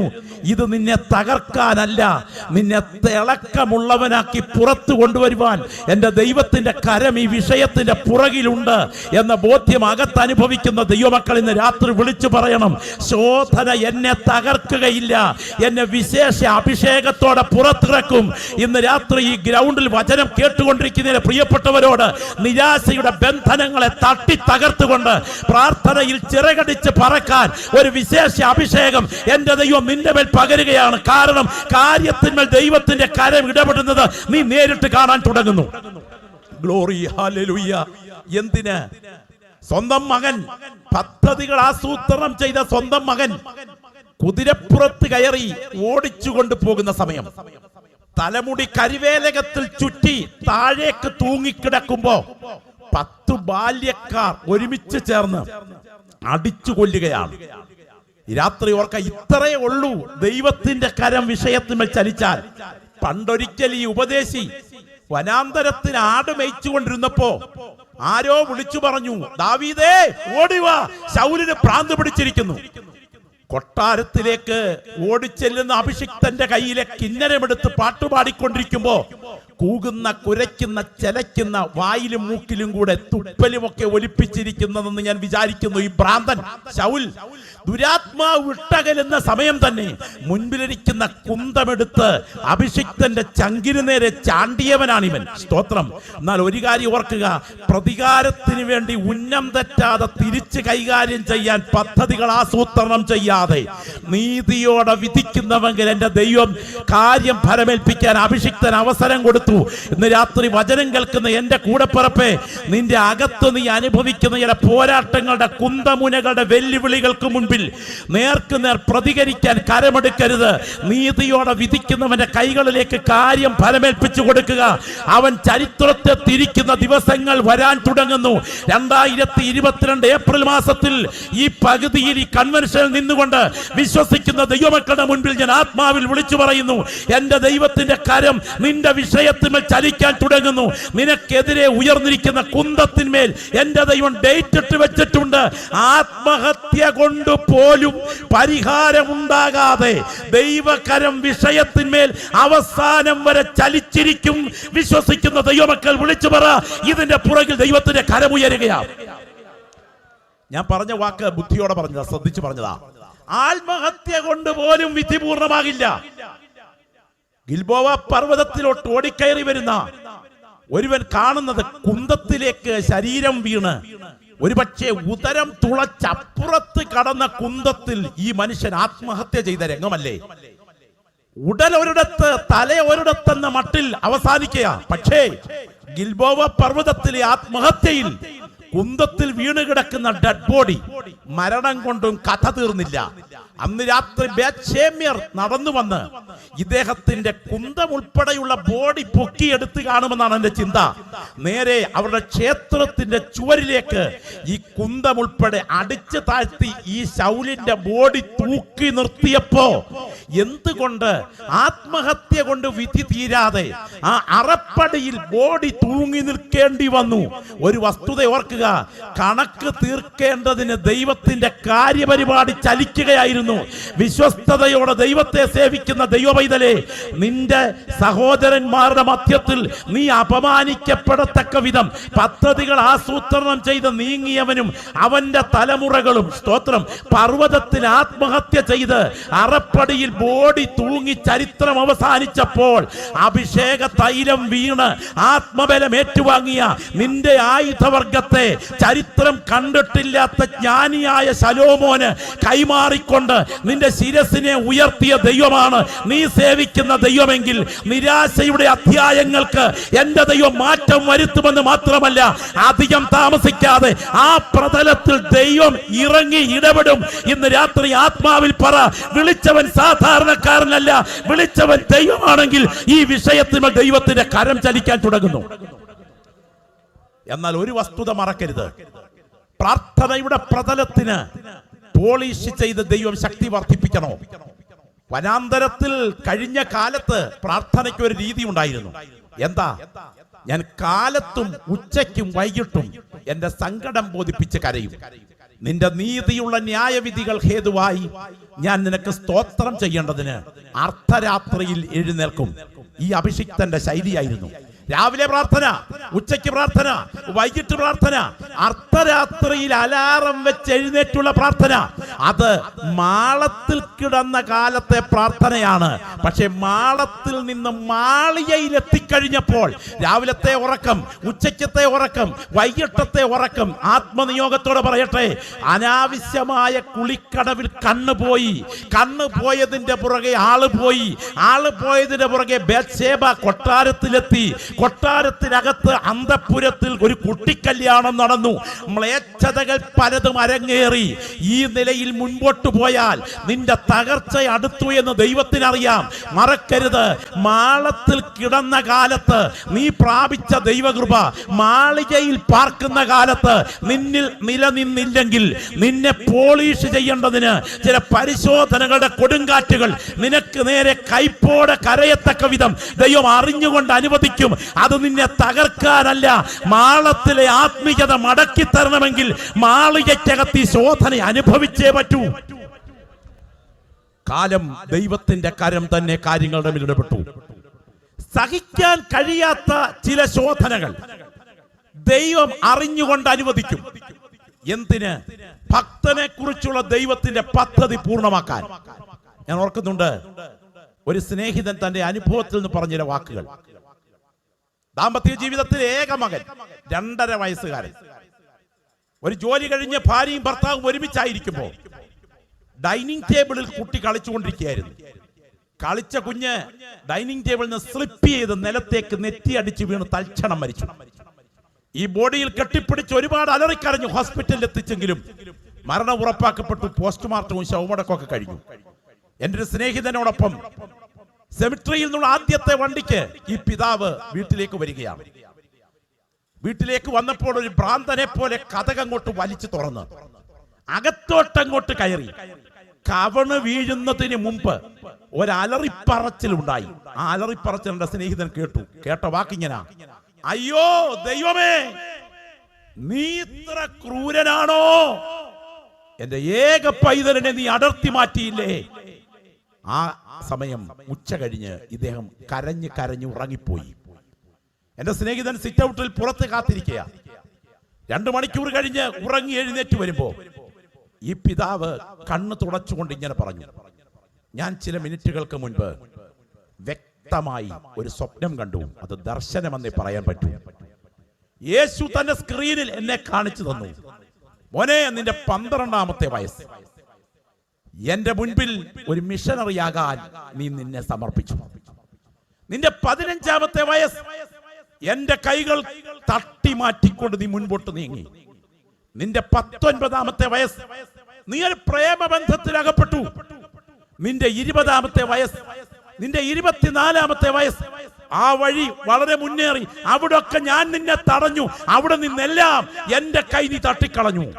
നിന്റെ 26-ാമത്തെ വയസ്സ്, വിവാഹത്തിന് നീ കൈ കൊടുത്തു. നിനക്ക് തലമുറയുണ്ടായി. പലവട്ടം ഞാൻ വിളിച്ചു, അവിടെ എല്ലാം നീ എന്റെ കൈ തട്ടിക്കളഞ്ഞു. അവസാനം നിന്റെ ഏക പൈതലിനെ എന്റെ അടുക്കലേക്ക് വിളിച്ചുകൊണ്ട് കഷ്ടതയ്ക്ക് നടുവിലൂടെ നിന്നോട് ആദ്യ പ്രതിഷ്ഠയ്ക്കായി ഞാൻ നിന്നെ വിളിക്കുന്നു. ഇന്ന് രാത്രി ഈ പ്രസംഗത്തിന് അവസാന കുത്തിടും മുൻപ് അനുഭവിക്കുന്ന ചില ശോധനകൾ നെഞ്ചിന് നേരെ ഇടിച്ചു കയറുമ്പോ ഇതിന്റെ കാരണം എന്താണെന്ന് ചോദിച്ച് ഒരു പ്രവാചകന്റെ മുൻപിൽ മുട്ടുകുത്തുന്നതിനേക്കാൾ പ്രാർത്ഥനാ മുറിയിൽ കർത്തൃസന്നിധിയിൽ മുട്ടുകുത്തിയാൽ ഇന്നലകളിൽ നഷ്ടപ്പെട്ട ആത്മീയ തിളക്കം നിന്റെ അന്തരാത്മാവിലേക്ക് മടക്കി തന്ന് നിന്നെ കരുത്തനാക്കാനുള്ള ദൈവശക്തി നിനക്ക് വേണ്ടി ചലിക്കുന്നുണ്ടെന്ന് പരിശുദ്ധാത്മാവ് ദൂത് പറയുമ്പോൾ ഏറ്റെടുക്കാൻ കഴിയുന്നെങ്കിൽ ഇന്ന് രാത്രി ഏറ്റെടുത്തുകൊണ്ട് പറ, ഞാൻ അനുഭവിക്കുന്ന ഈ മുള്ളുകളുടെ പുറകിൽ എൻ്റെ ദൈവത്തിന് മഹത്തായ പദ്ധതിയുണ്ട്. ഇതെന്നെ തകർക്കാനല്ല, ഇതെന്നെ പണിയാനുള്ള ദൈവകരം ചലിക്കലാണ്. ആ കരങ്ങളൊന്ന് ഉയർത്തിപ്പിടിച്ചുകൊണ്ട് ബൈബിൾ സംസാരിച്ചു കൊണ്ടിരിക്കുമ്പോൾ തന്നെ, വചനം ഇടപെട്ടുകൊണ്ടിരിക്കുമ്പോൾ തന്നെ വാ തുറന്നൊന്ന് പ്രാർത്ഥിക്കാൻ എത്ര പ്രിയപ്പെട്ടവരുടെ നാവുകൾ ദൈവസന്നിധിയിലേക്കൊന്ന് ഉയരും. ഇടത്തും വലത്തും ഇരിക്കുന്നവരെ നോക്കാതെ, മുൻപിലും പുറകിലും ഇരിക്കുന്നവരെ നോക്കാതെ, ഇന്ന് രാത്രി ദൈവത്തിന്റെ തേജസ് നിങ്ങളോട് ഇടപെട്ടുകൊണ്ടിരിക്കുന്ന ഈ രാത്രി ആത്മാവിൽ നിന്ന് പ്രാർത്ഥിക്കാൻ കഴിയുമോ? ദൈവത്തിന് ആത്മാവിൽ രാത്രിയിലെ വ്യക്തികളോട് പറയുന്നു, ഇല്ല, നിരാശപ്പെടരുത്, നിരാശപ്പെടരുത്. നിരാശയിലേക്ക് മൂക്കുകുത്താൻ ശ്രമിച്ചാൽ പലതും നിന്റെ മേൽ ആധിപത്യം പുലർത്തും. നിരാശയുടെ ആദ്യത്തെ ലക്ഷണം ഞാൻ പറയാം. ആദ്യത്തെ ലക്ഷണം ഉൾവലിവാണ്, ഡിപ്രഷനാണ്. മനസ്സ് തകർന്നാൽ ആദ്യം സംഭവിക്കുന്ന ഡിപ്രഷനിലേക്ക് പോകും. ചില ആളുകൾക്ക് നിരാശ കയറി കഴിഞ്ഞാൽ കട്ടിൽ കയറി കിടക്കും. രാവിലെ മുതൽ വൈകിട്ട് വരെ കിടപ്പോട് കിടപ്പ്. ജീവിതത്തിലെ നന്മയൊന്നും കാണുകയില്ല. ചില ആളുകൾ മദ്യത്തിൽ അഭയം തേടും. സ്തോത്രം. മയക്കുമരുന്നിൽ അഭയം തേടും. ഒരിക്കൽ മദ്യത്തിന് മുൻപിൽ നിന്നുകൊണ്ട് ഒരു ചെറുപ്പക്കാരൻ പറഞ്ഞ ഭാഷ ഞാൻ ഓർക്കുന്നു. മദ്യമേ, എനിക്ക് നിന്നോട് വെറുപ്പാണ്.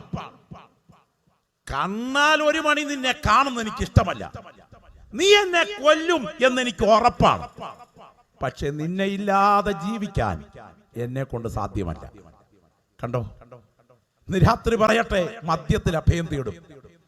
കഴിഞ്ഞ ഉത്സവകാലത്ത് കേരളം കുടിച്ചു തീർത്തതിന്റെ സ്ഥിതി വരെ കണക്കൊന്നും ഞാൻ പറയുന്നില്ല, ഞെട്ടിപ്പിക്കുന്നതാ. ചില ആളുകൾ വൈരാഗ്യ മനോഭാവത്തോടെ ഇടപെടും.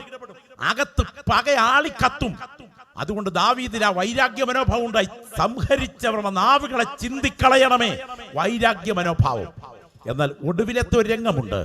അനുഭവിക്കുന്ന പരിശോധനയ്ക്ക് നടുവിൽ ദൈവസന്നിധിയിൽ വിഷയം വെച്ചിട്ട് പറയും, നിന്റെ ഭാരം യഹോവയുടെ മേൽ വെച്ചുകൊള്ളുക, അവൻ നിന്നെ പുലർത്തും. നീതിമാൻ കുലുങ്ങിപ്പോകാൻ അവൻ ഒരു നാളും സമ്മതിക്കുകയില്ല. നിനക്കെതിരെ തന്ത്രം ഒരുക്കിയവരെ ദൈവം കൈകാര്യം ചെയ്യുകയും നിനക്കെതിരെ കാര്യപരിപാടികൾ നീക്കിയവരുടെ മേൽ ദൈവത്തിന്റെ കരം ഉയരുകയും ചെയ്യുമ്പോൾ നിനക്ക് മനസ്സിലാകും, നീ സാധാരണക്കാരനല്ല, വിളിച്ച ദൈവം വിശ്വസ്തനാണ്. ഈ രാത്രി മറക്കരുത്. രണ്ടാമത്തെ അഭിഷിക്തൻ പറയുകയാണ്, പ്രാവിനുള്ളതുപോലെ ചിറകുണ്ടായിരുന്നുവെങ്കിൽ ഞാൻ പറന്നുപോയി വിശ്രമിക്കുമായിരുന്നു. ഞാൻ ഈ വേദപുസ്തക ചരിത്രത്തിൽ കണ്ടതിൽ വെച്ച് ഏറ്റവും കരുത്തനായ ഒരു കർത്തൃദാസൻ, അത് ബോഡി ലാംഗ്വേജിൽ കരുത്തൻ, അപ്പോൾ തന്നെ മാനസിക തലത്തിൽ കരുത്തൻ. രണ്ടിന്റെ ഒരുപോലെ കരുത്തായിട്ടുള്ള വളരെ ചുരുക്കം പേരെ കാണാറുള്ളൂ. ഇതുപോലെ രണ്ട് തലത്തിലും കരുത്തനായ ഒരു കർത്തൃദാസനുണ്ട്. ഒരു വേട്ടപ്പട്ടിയുടെ ശൗര്യത്തോടുകൂടെ രാജാവിന്റെ കൊട്ടാരത്തിലേക്ക് ചാടിക്കയറി ചെന്നിട്ട് അവന്റെ മുഖത്ത് ചൂണ്ടി, ഞാൻ പറഞ്ഞിട്ടല്ലാതെ ഇസ്രയേലിൽ മഞ്ഞും മഴയും ഉണ്ടാകുകയില്ല എന്ന് പറയത്തക്ക വിധത്തിൽ ദൈവം ഉപയോഗിച്ച ഒരു കാലഘട്ടത്തിന്റെ പ്രവാചകനുണ്ട്, ദൈവത്തിന്റെ ദാസൻ ഏലിയാവ്. അദ്ദേഹത്തിന് ബോഡി ലാംഗ്വേജിലും കരുത്തനായിരുന്നു, അദ്ദേഹത്തിന്റെ മാനസിക തലത്തിലും കരുത്തനായിരുന്നു. രാജാവിന്റെ കൊട്ടാരത്തിലേക്ക് ശക്തനായി കയറി ചെന്ന് അവനെ മുഖത്ത് ചൂണ്ടിക്കൊണ്ട് ഇത് പറയണമെങ്കിൽ സാധാരണ ധൈര്യം പോരാ, അസാധാരണ ധൈര്യം വേണം. മഹാരാജാവിനെയും അനുചരന്മാരെയും കൊട്ടാരത്തിലെ കസേരയിൽ നിന്ന് ഇറക്കി സ്തോത്രം, ഒറ്റയാൻ പട്ടാളമായി നിന്ന ഇദ്ദേഹത്തിന്റെ മുൻപിൽ പുല്ല് തേടി ഇറങ്ങത്തക്ക സ്ഥിതിയിലേക്ക് എത്തിക്കുന്ന മാത്രമല്ല, ഇടവേളയിൽ ഒരുമിച്ച് കണ്ടപ്പോൾ ഇസ്രായേലിനെ കഷ്ടപ്പെടുത്തുന്നവൻ നീയും നിന്റെ പിതൃഭവനവും എന്ന് പറയത്തക്ക വിധത്തിൽ ഭാഷാപരമായി പോലും രാജാവിനെ ഭയപ്പെടാത്ത അസാധാരണ ധൈര്യം. നിങ്ങൾക്കറിയാമോ സ്തോത്രം, ഒരു വെൺകീർ മേഘം പോലും തലയ്ക്ക് മുകളിൽ നിഴൽ വിരിക്കാത്ത സമയം കൈപ്പത്തിയോളം മേഘം, ഒരു മനുഷ്യന്റെ കൈ പോലെ മേഘം ഉയരുന്നത് കണ്ടുകൊണ്ട് ഈ കർത്തൃദാസൻ പ്രാർത്ഥനയ്ക്ക് മുഴങ്കാൽ മടക്കിയ രംഗത്തിന്റെ പശ്ചാത്തലം നമ്മൾ തിരിച്ചറിയുമ്പോൾ ഇദ്ദേഹത്തെ കുറിച്ച് എഴുതിയിരിക്കുന്നത് മുഴങ്കാലുകൾക്കിടയിൽ തലയിട്ടു എന്നാണ്. കർത്തൃദാസന്മാരായ ഞങ്ങളോടൊക്കെ ചോദിക്കണം, മുഴങ്കാലുകൾക്കിടയിൽ തലയിടണമെങ്കിൽ അതിപ്രധാനമായി വയറൊട്ടും ഉണ്ടാകരുത്. അപ്പോ ഏലിയാവിന് ഒട്ടും വയറില്ലായിരുന്നു എന്നത് വ്യക്തമാണ്. അങ്ങനെയാണെങ്കിൽ മുഴങ്കാലുകൾക്കിടയിൽ ഇദ്ദേഹം തലയിട്ട് പ്രാർത്ഥിച്ചെന്ന് മാത്രമല്ല, ചില മിനിറ്റുകൾക്കുള്ളിൽ ഇദ്ദേഹം ഒരു യുദ്ധവീരനായിട്ടങ്ങ് മാറി. അശേരയുടെയും ബാലിന്റെയും പ്രവാചകന്മാരെ വെട്ടി നുറുക്കത്തക്ക വിധത്തിൽ ഇദ്ദേഹത്തിന്മേൽ വ്യാപരിച്ച ഒരു സന്നദ്ധ യോദ്ധാവിന്റെ ശക്തിയായിരുന്നു. ഇനിയും സ്തോത്രം, ആഹാബിന്റെ പെൺകുതിരകളെ കെട്ടിയോടുന്ന രാജരഥത്തിന്റെ മുൻപിൽ ഇസ്രായേലിൽ എത്തുന്നത് വരെ ഓടാൻ കഴിയണമെങ്കിൽ ഒരു മാരത്തേൺ ഓട്ടത്തേക്കാൾ കരുത്തനായ ഓട്ടത്തിന് ഇദ്ദേഹത്തിന് ബോഡി ലാംഗ്വേജിൽ ശക്തി ഉണ്ടായിരുന്നു. അങ്ങനെയാണെങ്കിൽ ആരോഗ്യകരമായും ശക്തനാണ്, ബോഡി ലാംഗ്വേജിലും ശക്തനാണ്, മാനസിക ബലത്തിലും ശക്തനാണ്. ഇദ്ദേഹത്തിന്റെ ചെവിയിൽ ഒരു ശബ്ദം മുഴങ്ങി. നാളെ ഈ നേരത്ത് ഇസബേലിന്റെ വാക്കുകളാണ്. സ്തോത്രം, എന്റെ പ്രവാചകന്മാരിൽ ഒരുവനെ പോലെ നിന്നെ ആക്കുന്നില്ലെങ്കിൽ കാതിൽ വന്നലച്ച ഈ ശബ്ദത്തിന് മുൻപിൽ ഏലിയാവ് ഇതാ ചെന്ന ഒരു ചൂരച്ചെടി തണൽ തളർന്നു കിടക്കുമ്പോൾ പറഞ്ഞ വാക്ക് നിങ്ങൾക്ക് എല്ലാവർക്കും അറിയാം. മതി യഹോവേ മതി, എന്റെ പ്രാണനെ എടുത്തുകൊള്ളണമേ, ഞാൻ എൻ്റെ പിതാക്കന്മാരെക്കാൾ ഒട്ടും നല്ലവനല്ലല്ലോ. ഇന്ന് രാത്രി പറയട്ടെ, നീ കരുത്തനാണെങ്കിൽ പോലും അസാധാരണമായ ചില മാനസിക അവസ്ഥകളിൽ നിരാശ ആധിപത്യം പുലർത്തിയിട്ട് ഇതിനേക്കാൾ നല്ലത് മരണമാണ് എന്ന് പറയത്തക്ക വിധത്തിൽ ഇരുട്ടിന്റെ ശക്തികൾ നിന്റെ മനസ്സിനെ തളർത്തുമ്പോൾ ഇതുവരെ അനുഭവിക്കാത്ത ദൈവ സാന്നിധ്യത്തിന്റെ വ്യാപാരത്താൽ നിന്നെ ശക്തനാക്കാൻ ഈ കൺവെൻഷൻ ഗ്രൗണ്ടിൽ കർത്താവിന്റെ കരം ചലിക്കുകയാണ്. പരിശുദ്ധാത്മാവ് ഇന്ന് രാത്രി പറയുന്നു, നീ അവിടെ പുഴുവരിച്ച് കിടക്കേണ്ട ഒരു അനാഥ പ്രേതമാകേണ്ടവനല്ല, അഗ്നി അശ്വരഥങ്ങളിൽ ഉയരങ്ങളിലേക്ക് പറന്ന് കയറേണ്ടവനാണ്. നിന്റെ ഭാവി പദ്ധതി എന്റെ ദൈവം കരുതി വച്ചിരിക്കെ എന്തിന് തലകുരിച്ച് നിരാശപ്പെടണം? ഇന്ന് രാത്രി വിളിച്ചു പറ, എന്നെ കുറിച്ച് മഹത്തായ പദ്ധതി ഞാൻ സേവിക്കുന്ന ദൈവത്തിനുണ്ട്. ഞാൻ പറയട്ടെ, എന്താ ഈ ഏലിയാവിനെ കുറിച്ചുള്ള ദൈവത്തിന്റെ പദ്ധതി? നിങ്ങൾ ശ്രദ്ധിച്ചു കേൾക്കണേ. അധികം താമസിയാതെ യോർദാന്റെ അങ്ങേക്കരയിലേക്ക് ഏലിയാവും ഏലിശയും ഒരുമിച്ച് നടന്നു കയറും. അഗ്നി അശ്വരഥങ്ങൾ മുകളിൽ നിന്ന് താഴേക്ക് ഇറങ്ങി വരും. ഏലിയാവിനെ അതിലോട്ട് കയറ്റിയിരുത്തും. ആത്മമണ്ഡലത്തിൽ ഇവൻ മേഘത്തേരിൽ മുകളിലേക്ക് പറന്നു കയറും. സ്വർഗ പറുദീസയിൽ ഇവന്റെ ഭൗതിക ശരീരം മനുഷ്യകുലത്തിൽ നിന്ന് സംരക്ഷിക്കപ്പെടും. ഒടുവിൽ മറൂപമലയിൽ തന്റെ പുത്രൻ ദൗത്യ നിർവഹണത്തിനായി ഇറങ്ങി വന്ന് മാനസിക തളർച്ച അനുഭവിക്കുമ്പോൾ അവനെ ധൈര്യപ്പെടുത്തുവാൻ പത്രോസും യാക്കോബും യോഹന്നാനും നോക്കി നിൽക്കെ ഇറങ്ങി വന്ന് ഒലിവുമലയിൽ ഇവനോട് നേരിട്ട് സംസാരിക്കുന്ന രംഗം ചരിത്രത്തിലുണ്ടാകും. അതിനുശേഷം വീണ്ടും ഉയരങ്ങളിലേക്ക് കയറിപ്പോകും. ഒടുവിൽ എതിർ ക്രിസ്തുവിന്റെ ഭീകര പീഡയുടെ ചോരച്ചെളിയിൽ പലസ്തീൻ നാട് വിവർണമാകുന്ന കാലത്ത് ആ ജനതയ്ക്ക് നടുവിൽ ദൈവപ്രവൃത്തിയുടെ അടയാളമാകാൻ മനുഷ്യ ശരീരത്തിൽ അവൻ ഭൂമിയിലേക്ക് ഇറങ്ങി വരും. എതിർ ക്രിസ്തുവിനാൽ കൊല്ലപ്പെടുമ്പോൾ ലോകത്തിലെ കോടിക്കണക്കിന് ആളുകൾ വെബ്സൈറ്റുകളിലൂടെയും മീഡിയകളിലൂടെയും അവൻ കാലൂന്നി എഴുന്നേൽക്കുന്ന കാഴ്ച കാണും. അങ്ങനെ അവൻ മഹത്വത്തിലേക്ക് പോകും. ഇന്ന് രാത്രി മരണം കൊതിച്ച ആ അഭിഷിക്തൻ മനുഷ്യകുലത്തിൽ നിന്ന് പച്ച മാംസത്തിൽ നമ്മുടെ തലയ്ക്ക് മുകളിൽ സംരക്ഷിക്കപ്പെടുന്നു എന്ന് തിരിച്ചറിയുന്ന ദൈവമക്കൾ ഇന്ന് രാത്രി ആത്മാവിൽ വിളിച്ചു പറയണം, ഇതിന് മുകളിൽ വ്യാപരിക്കുന്ന ദൈവ സാന്നിധ്യത്തിന് മുൻപിൽ അവൻ സംരക്ഷിക്കപ്പെട്ടെങ്കിൽ ആ നിരാശ എന്നെ ബാധിക്കാൻ പാടില്ല. യെസ്, കരങ്ങൾ ഉയർത്തി ഒന്ന് പ്രാർത്ഥിക്കാൻ തുടങ്ങുമോ? ഇന്ന് രാത്രി കർത്താവിന്റെ കരം ഉയർന്നുകൊണ്ടിരിക്കുകയാണ്. പരിശുദ്ധാത്മാവ് നിങ്ങളെ ഇവിടെ എത്തിച്ചത് സാധാരണ തലത്തിലല്ല. ഏലിയാവേ, ഇന്ന് രാത്രി ഏലിയാവന്മാരോട് ദൈവാത്മാവ് സംസാരിക്കുന്നു. പട്ടി നാളെ തിന്ന് തീർക്കേണ്ടവളുടെ ഭീഷണിയിലാണോ ഉയരങ്ങളിലെത്തി യുഗങ്ങളുടെ ശുശ്രൂഷ ചെയ്യേണ്ട നീ മരണം കൊതിക്കുന്നത്? ഒരിക്കൽ കൂടെ ഞാൻ ആത്മാവിൽ വിളിച്ചു പറയട്ടെ, പട്ടി നാളെ തിന്ന് തീർക്കേണ്ടവളുടെ ഭീഷണിക്ക് മുൻപിലാണോ അഗ്നി അശ്വത്തേരിൽ ഉയരങ്ങളിലെത്തി യുഗങ്ങളുടെ ശുശ്രൂഷ ചെയ്യുന്ന നീ, ചെയ്യാൻ പ്ലാൻ ചെയ്തിരിക്കുന്ന നീ നിരാശപ്പെടുന്നത്? ഇന്ന് രാത്രി വരെ പകരപ്പെട്ടിട്ടില്ലാത്ത ആത്മമണ്ഡലത്തിന്റെ വ്യാപാരം നിന്റെ മേൽ പകരപ്പെട്ടുകൊണ്ടിരിക്കുമ്പോൾ ഏത് നിരാശയെയും ഭേദിക്കത്തക്ക വിധം കർത്താവ് ശക്തരാക്കാൻ ആഗ്രഹിക്കുന്നു. ദൈവാത്മാവ് രാത്രി പറയുന്നു, നിന്നെ കുറിച്ചുള്ള പദ്ധതി തീർന്നിട്ടില്ല. Glory, hallelujah. നിങ്ങൾക്കറിയാമോ 35ാമത്തെ അമേരിക്കൻ പ്രസിഡന്റ് കെന്നഡി, ലോകത്തിൽ എത്ര വലിയ സൗഭാഗ്യം ഉണ്ടല്ലോ, ഇത്രയേ ഉള്ളൂ. കെന്നഡിയുടെ ഭാര്യ ജാക്വലിൻ കെന്നഡി. അന്ന് രാവിലെ പത്രപ്രവർത്തകർ ഒരു ഗ്രൂപ്പ് ജാക്വലിൻ കെന്നഡിയെ കണ്ടു. ചോദിച്ചു, 35ാമത്തെ അമേരിക്കൻ മഹതി, വൈറ്റ് ഹൗസിലെ രാജ്ഞി, അങ്ങയ്ക്ക് എന്താണ് ലോകത്തോട് പറയാനുള്ളത്? അവൾ പറഞ്ഞ വാക്ക് കേൾക്കണോ? ലോകത്തിലേക്കും ഭാഗ്യശാലി ഞാനാണ്.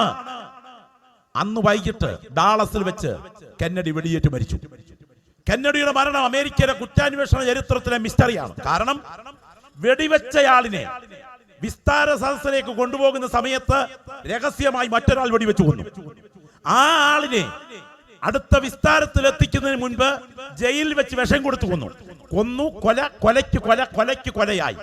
മരണം തെളിയിക്കപ്പെടാതെ കിടക്കുന്ന ഒരു മിസ്റ്ററിയായിരുന്നു അമേരിക്കൻ പ്രസിഡന്റ്, 35ാമത്തെ അമേരിക്കൻ പ്രസിഡന്റ് കെന്നഡിയുടെ മരണം. എന്തിന്?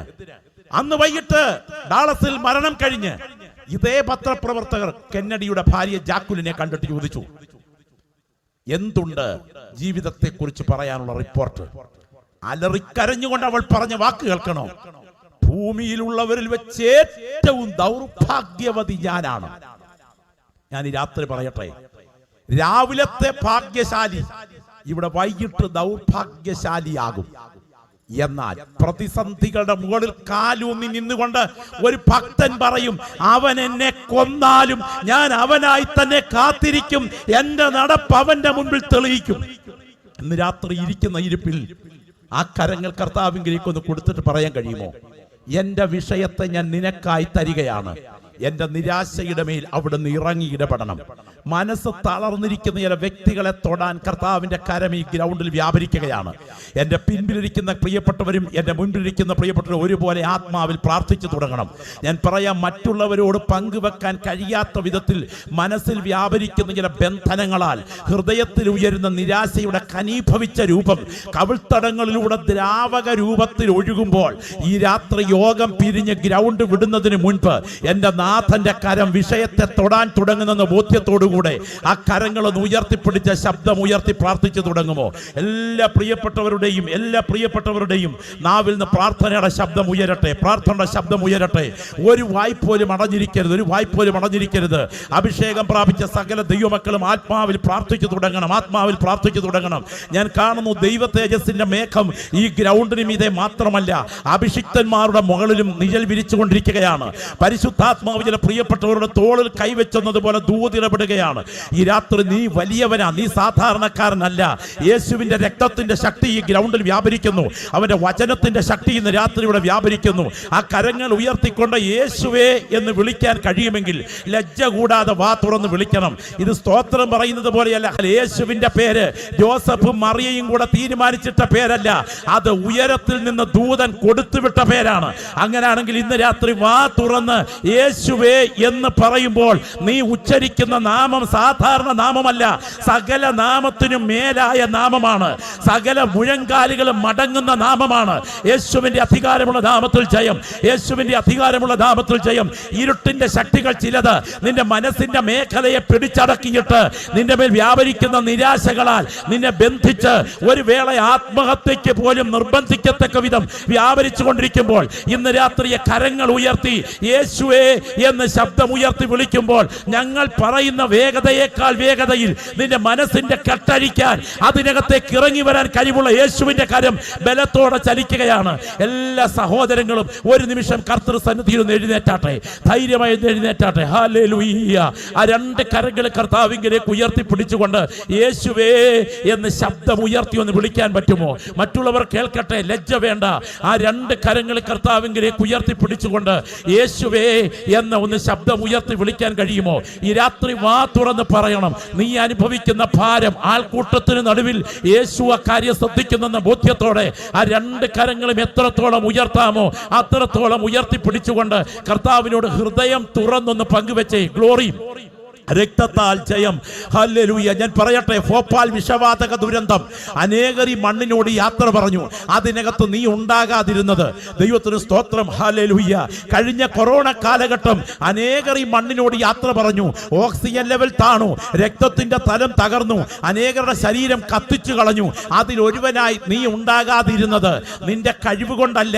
എൻ്റെ ദൈവം നിനക്ക് ആയുസിന്റെ ദിവസങ്ങളിൽ ഒരു കൺവെൻഷൻ കാലം കൂടെ മടക്കി തന്നത് കൊണ്ടാണ്. ഇരുട്ടിന്റെ ശക്തികൾ നിന്റെ ശരീരത്തിന്മേൽ ആധിപത്യം പുലർത്തിയതാണ്. മരണദൂതൻ നിന്റെ ജീവനെ ചോദിച്ചു നിന്നതാണ്. നിന്റെ ശ്വാസഗതിയുടെ ചലനം കുറഞ്ഞതാണ്. എന്നാൽ ഇന്ന് രാത്രി പറയട്ടെ, എൻ്റെ ദൈവം അനുവദിക്കാഞ്ഞത് കൊണ്ട് ഇന്ന് രാത്രി നീ കരങ്ങൾ ഉയർത്തി ദൈവസന്നിധിയിൽ നിൽക്കുകയാണ്. ആത്മമണ്ഡലത്തിൽ ഞാൻ വിളിച്ചു പറയുന്നു, തളം കെട്ടി നിൽക്കുന്ന നിരാശ, തളം കെട്ടി നിൽക്കുന്ന നിരാശ, ആഴത്തിൽ ഉറച്ചിരിക്കുന്ന നിരാശ മനസ്സിനെ വല്ലാതെ വല്ലാതെ തകർത്തുകൊണ്ടിരിക്കുമ്പോൾ പരിശുദ്ധാത്മാവ് രാത്രി പറയുന്നു, ചിലതിനെ അഴിച്ചെടുക്കാൻ യേശുവിന്റെ കരം നിന്റെ അടുക്കലേക്ക് ഇറങ്ങി വരികയാണ്. 200 മൈൽ ചുറ്റളവുള്ള മരുഭൂമിയിൽ അഗ്നി സർപ്പ ധ്വംസനം സഹിക്കുന്ന യഹൂദൻ അവന്റെ മുറിവിൽ തപ്പിപ്പിടിച്ചുകൊണ്ട് അങ്ങ് ദൂരെ ഉയർന്നിൽക്കുന്ന പിച്ചള സർപ്പത്തിലേക്ക് കണ്ണുയർത്തുമ്പോൾ ദൂരം കൊണ്ട് സർപ്പം അകലെയാണെങ്കിലും നോട്ടത്തിലൂടെ വ്യാപരിക്കുന്ന ദൈവശക്തിയാൽ അങ്ങേ അറ്റത്ത് നിന്ന് ദൈവശക്തിയുടെ ജീവൻ ഈ ശരീരത്തിലെ വിഷലിപ്തമായ രക്തധമനികളിലേക്ക് ഒഴുകിയിറങ്ങി അവന് രോഗശാന്തി നൽകുന്നത് സത്യമാണെങ്കിൽ ഇന്ന് രാത്രി കൺവെൻഷൻ ഗ്രൗണ്ടിൽ നിന്ന് 2000 കൊല്ലം പുറകിൽ ഉയർന്നു നിൽക്കുന്ന ഗോൽഗോഥയിലേക്ക് നിങ്ങളുടെ കണ്ണുകൾ ഉയർത്തിക്കൊണ്ടിരിക്കുമ്പോൾ നിങ്ങളിൽ വ്യാപരിച്ചിരിക്കുന്ന പാപവിഷ രക്തബന്ധനങ്ങൾ അഴിച്ചുമാറ്റി നിങ്ങൾ നിത്യജീവൻ പകരാൻ യേശുവിന്റെ കരം ബലത്തോടെ ചലിച്ചുകൊണ്ടിരിക്കുന്നു. ആ കരങ്ങൾ ഉയർത്തി പിടിച്ചുകൊണ്ട് ശബ്ദം ഉയർത്തി പ്രാർത്ഥിക്കുക. ഇത് വീണ്ടും ജനനത്തിന്റെ രാത്രിയാണ്. ഇത് ക്രൂശിലെ രക്തത്തിന്റെ കഴുകലിന്റെ രാത്രിയാണ്. ഇത് ഡിപ്രഷന്റെ സ്പിരിറ്റുകൾ ചില വ്യക്തികളുടെ ശരീരത്തിൽ നിന്നും അഴിഞ്ഞു മാറുന്ന രാത്രിയാണ്. ചില നിരാശയുടെ കടുങ്കട്ടുകളെ കർത്താവിന്റെ കരം അഴിച്ചു മാറ്റുന്ന രാത്രിയാണ്. ആ കരങ്ങൾ ഉയർത്തി പിടിച്ചുകൊണ്ട് ആത്മാവിൽ നിന്ന് പ്രാർത്ഥിച്ചു തുടങ്ങിക്കാട്ടെ. Glory, hallelujah. അയ്യോ, കഷ്ടവും സങ്കടവും അനുഭവിച്ച് ജീവകാലം നിന്നയിൽ കഴിയേണ്ടതിന് ഞാൻ എൻ്റെ അമ്മയുടെ ഗർഭപാത്രത്തിൽ നിന്ന് പുറത്തു വന്നത് എന്തിന്? എന്റെ ജനത്തെ വിട്ട് പോയി കളയേണ്ടതിന്. മരുഭൂമിയിൽ വഴിയാത്രക്കാർക്കുള്ള ഒരു സത്രം എനിക്ക് ലഭിച്ചിരുന്നെങ്കിൽ കൊള്ളായിരുന്നു. എന്നെ കൊന്നുകളയണമേ, എന്റെ അരിഷ്ടത ഞാൻ ഓർക്കരുതേ. മോശയുടെ വാക്കുകളാണ്. പ്രാവിനുള്ളതുപോലെ എനിക്ക് ചിറകുണ്ടായിരുന്നുവെങ്കിൽ ഞാൻ പറന്നുപോയി വിശ്രമിക്കുമായിരുന്നു. എന്നെ നിന്ദിച്ചതൊരു ശത്രുവല്ല, അങ്ങനെയെങ്കിൽ ഞാൻ സഹിക്കുമായിരുന്നു. എന്റെ പ്രാണനെ എടുത്തു കൊള്ളണമേ. ഞാൻ എന്റെ പിതാക്കന്മാരെക്കാൾ ഒട്ടും നല്ലവനല്ലല്ലോ. ഗതസമനയിലെ പ്രാണവേദനയിൽ യേശുവിന്റെ വായിൽ നിന്ന് പുറപ്പെടുന്ന വാക്കുകളിൽ അവിടുന്ന് അലറിക്കരഞ്ഞുകൊണ്ട് പറയുകയാണ്, പിതാവേ, കഴിയുമെങ്കിൽ ഈ പാനപാത്രം എങ്കിൽ നിന്ന് മാറ്റണമേ. ഇന്ന് രാത്രി ഈ ദൂത് ഇതിനകത്തിരിക്കുന്ന നിൽക്കുന്ന ചില വ്യക്തികളോട് ദൈവാത്മാവ് ഇടപെടുന്നു.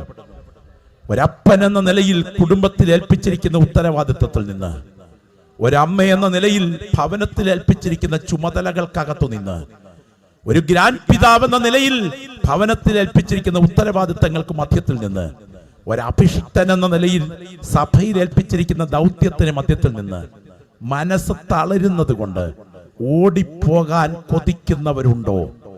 പിടിച്ചു നിൽക്കുക. അധികം താമസിക്കാതെ വിളിച്ച ദൈവത്തിന്റെ കരം നിന്റെ വിഷയത്തിന്മേൽ ഇടപെടും. ഈ കൺവെൻഷന്റെ ആദ്യ രാത്രിയിൽ ചില വ്യക്തികളോട് ദൈവാത്മാവ് പറയുന്നു, അരുത്, പിടിച്ചു നിൽക്കുക. അധികം താമസിക്കാതെ ദൈവത്തിന്റെ കരം നിന്റെ പ്രതലത്തിൽ ഇടപെടും. ഇന്ന് രാത്രി പാസ്റ്ററെ, എനിക്ക് പ്രാർത്ഥന വേണം.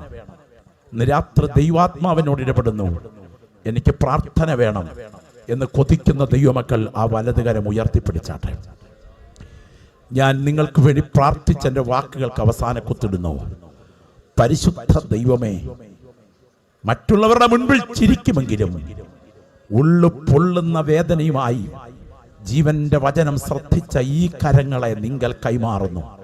സ്വർഗത്തിലും ഭൂമിക്കും നാഥനായ നസറേയനായ യേശുവിന്റെ നാമത്തിൽ ഈ ഉയർന്നു നിൽക്കുന്ന കരങ്ങളുടെ പുറകിലെ ചോദ്യങ്ങൾ നിയമരക്തത്താൽ ഉത്തരമായി മാറട്ടെ. സകല പ്രശ്നങ്ങൾക്കും ഏക പരിഹാരമായ ക്രിസ്തുവിൽ ജീവൻ അർപ്പിക്കുവാൻ ഈ കരങ്ങളെ ഞങ്ങൾ പ്രാർത്ഥിച്ചു വേർതിരിക്കുന്നു. ദൈവാത്മാവത് ചെയ്തിരിക്കുന്നത് കൊണ്ട് സ്തോത്രം. യേശുവിൻ നാമത്തിൽ തന്നെ കരമുയർത്തി കർത്താവിന് സ്തോത്രം ചെയ്താട്ടെ. ശബ്ദമുയർത്തി ശക്തിയോടെ ബലത്തോടെ പെരുവെള്ളത്തിന്റെ ഇരച്ചിൽ പോലെ പുരുഷാരത്തിന്റെ ആരവം പോലെ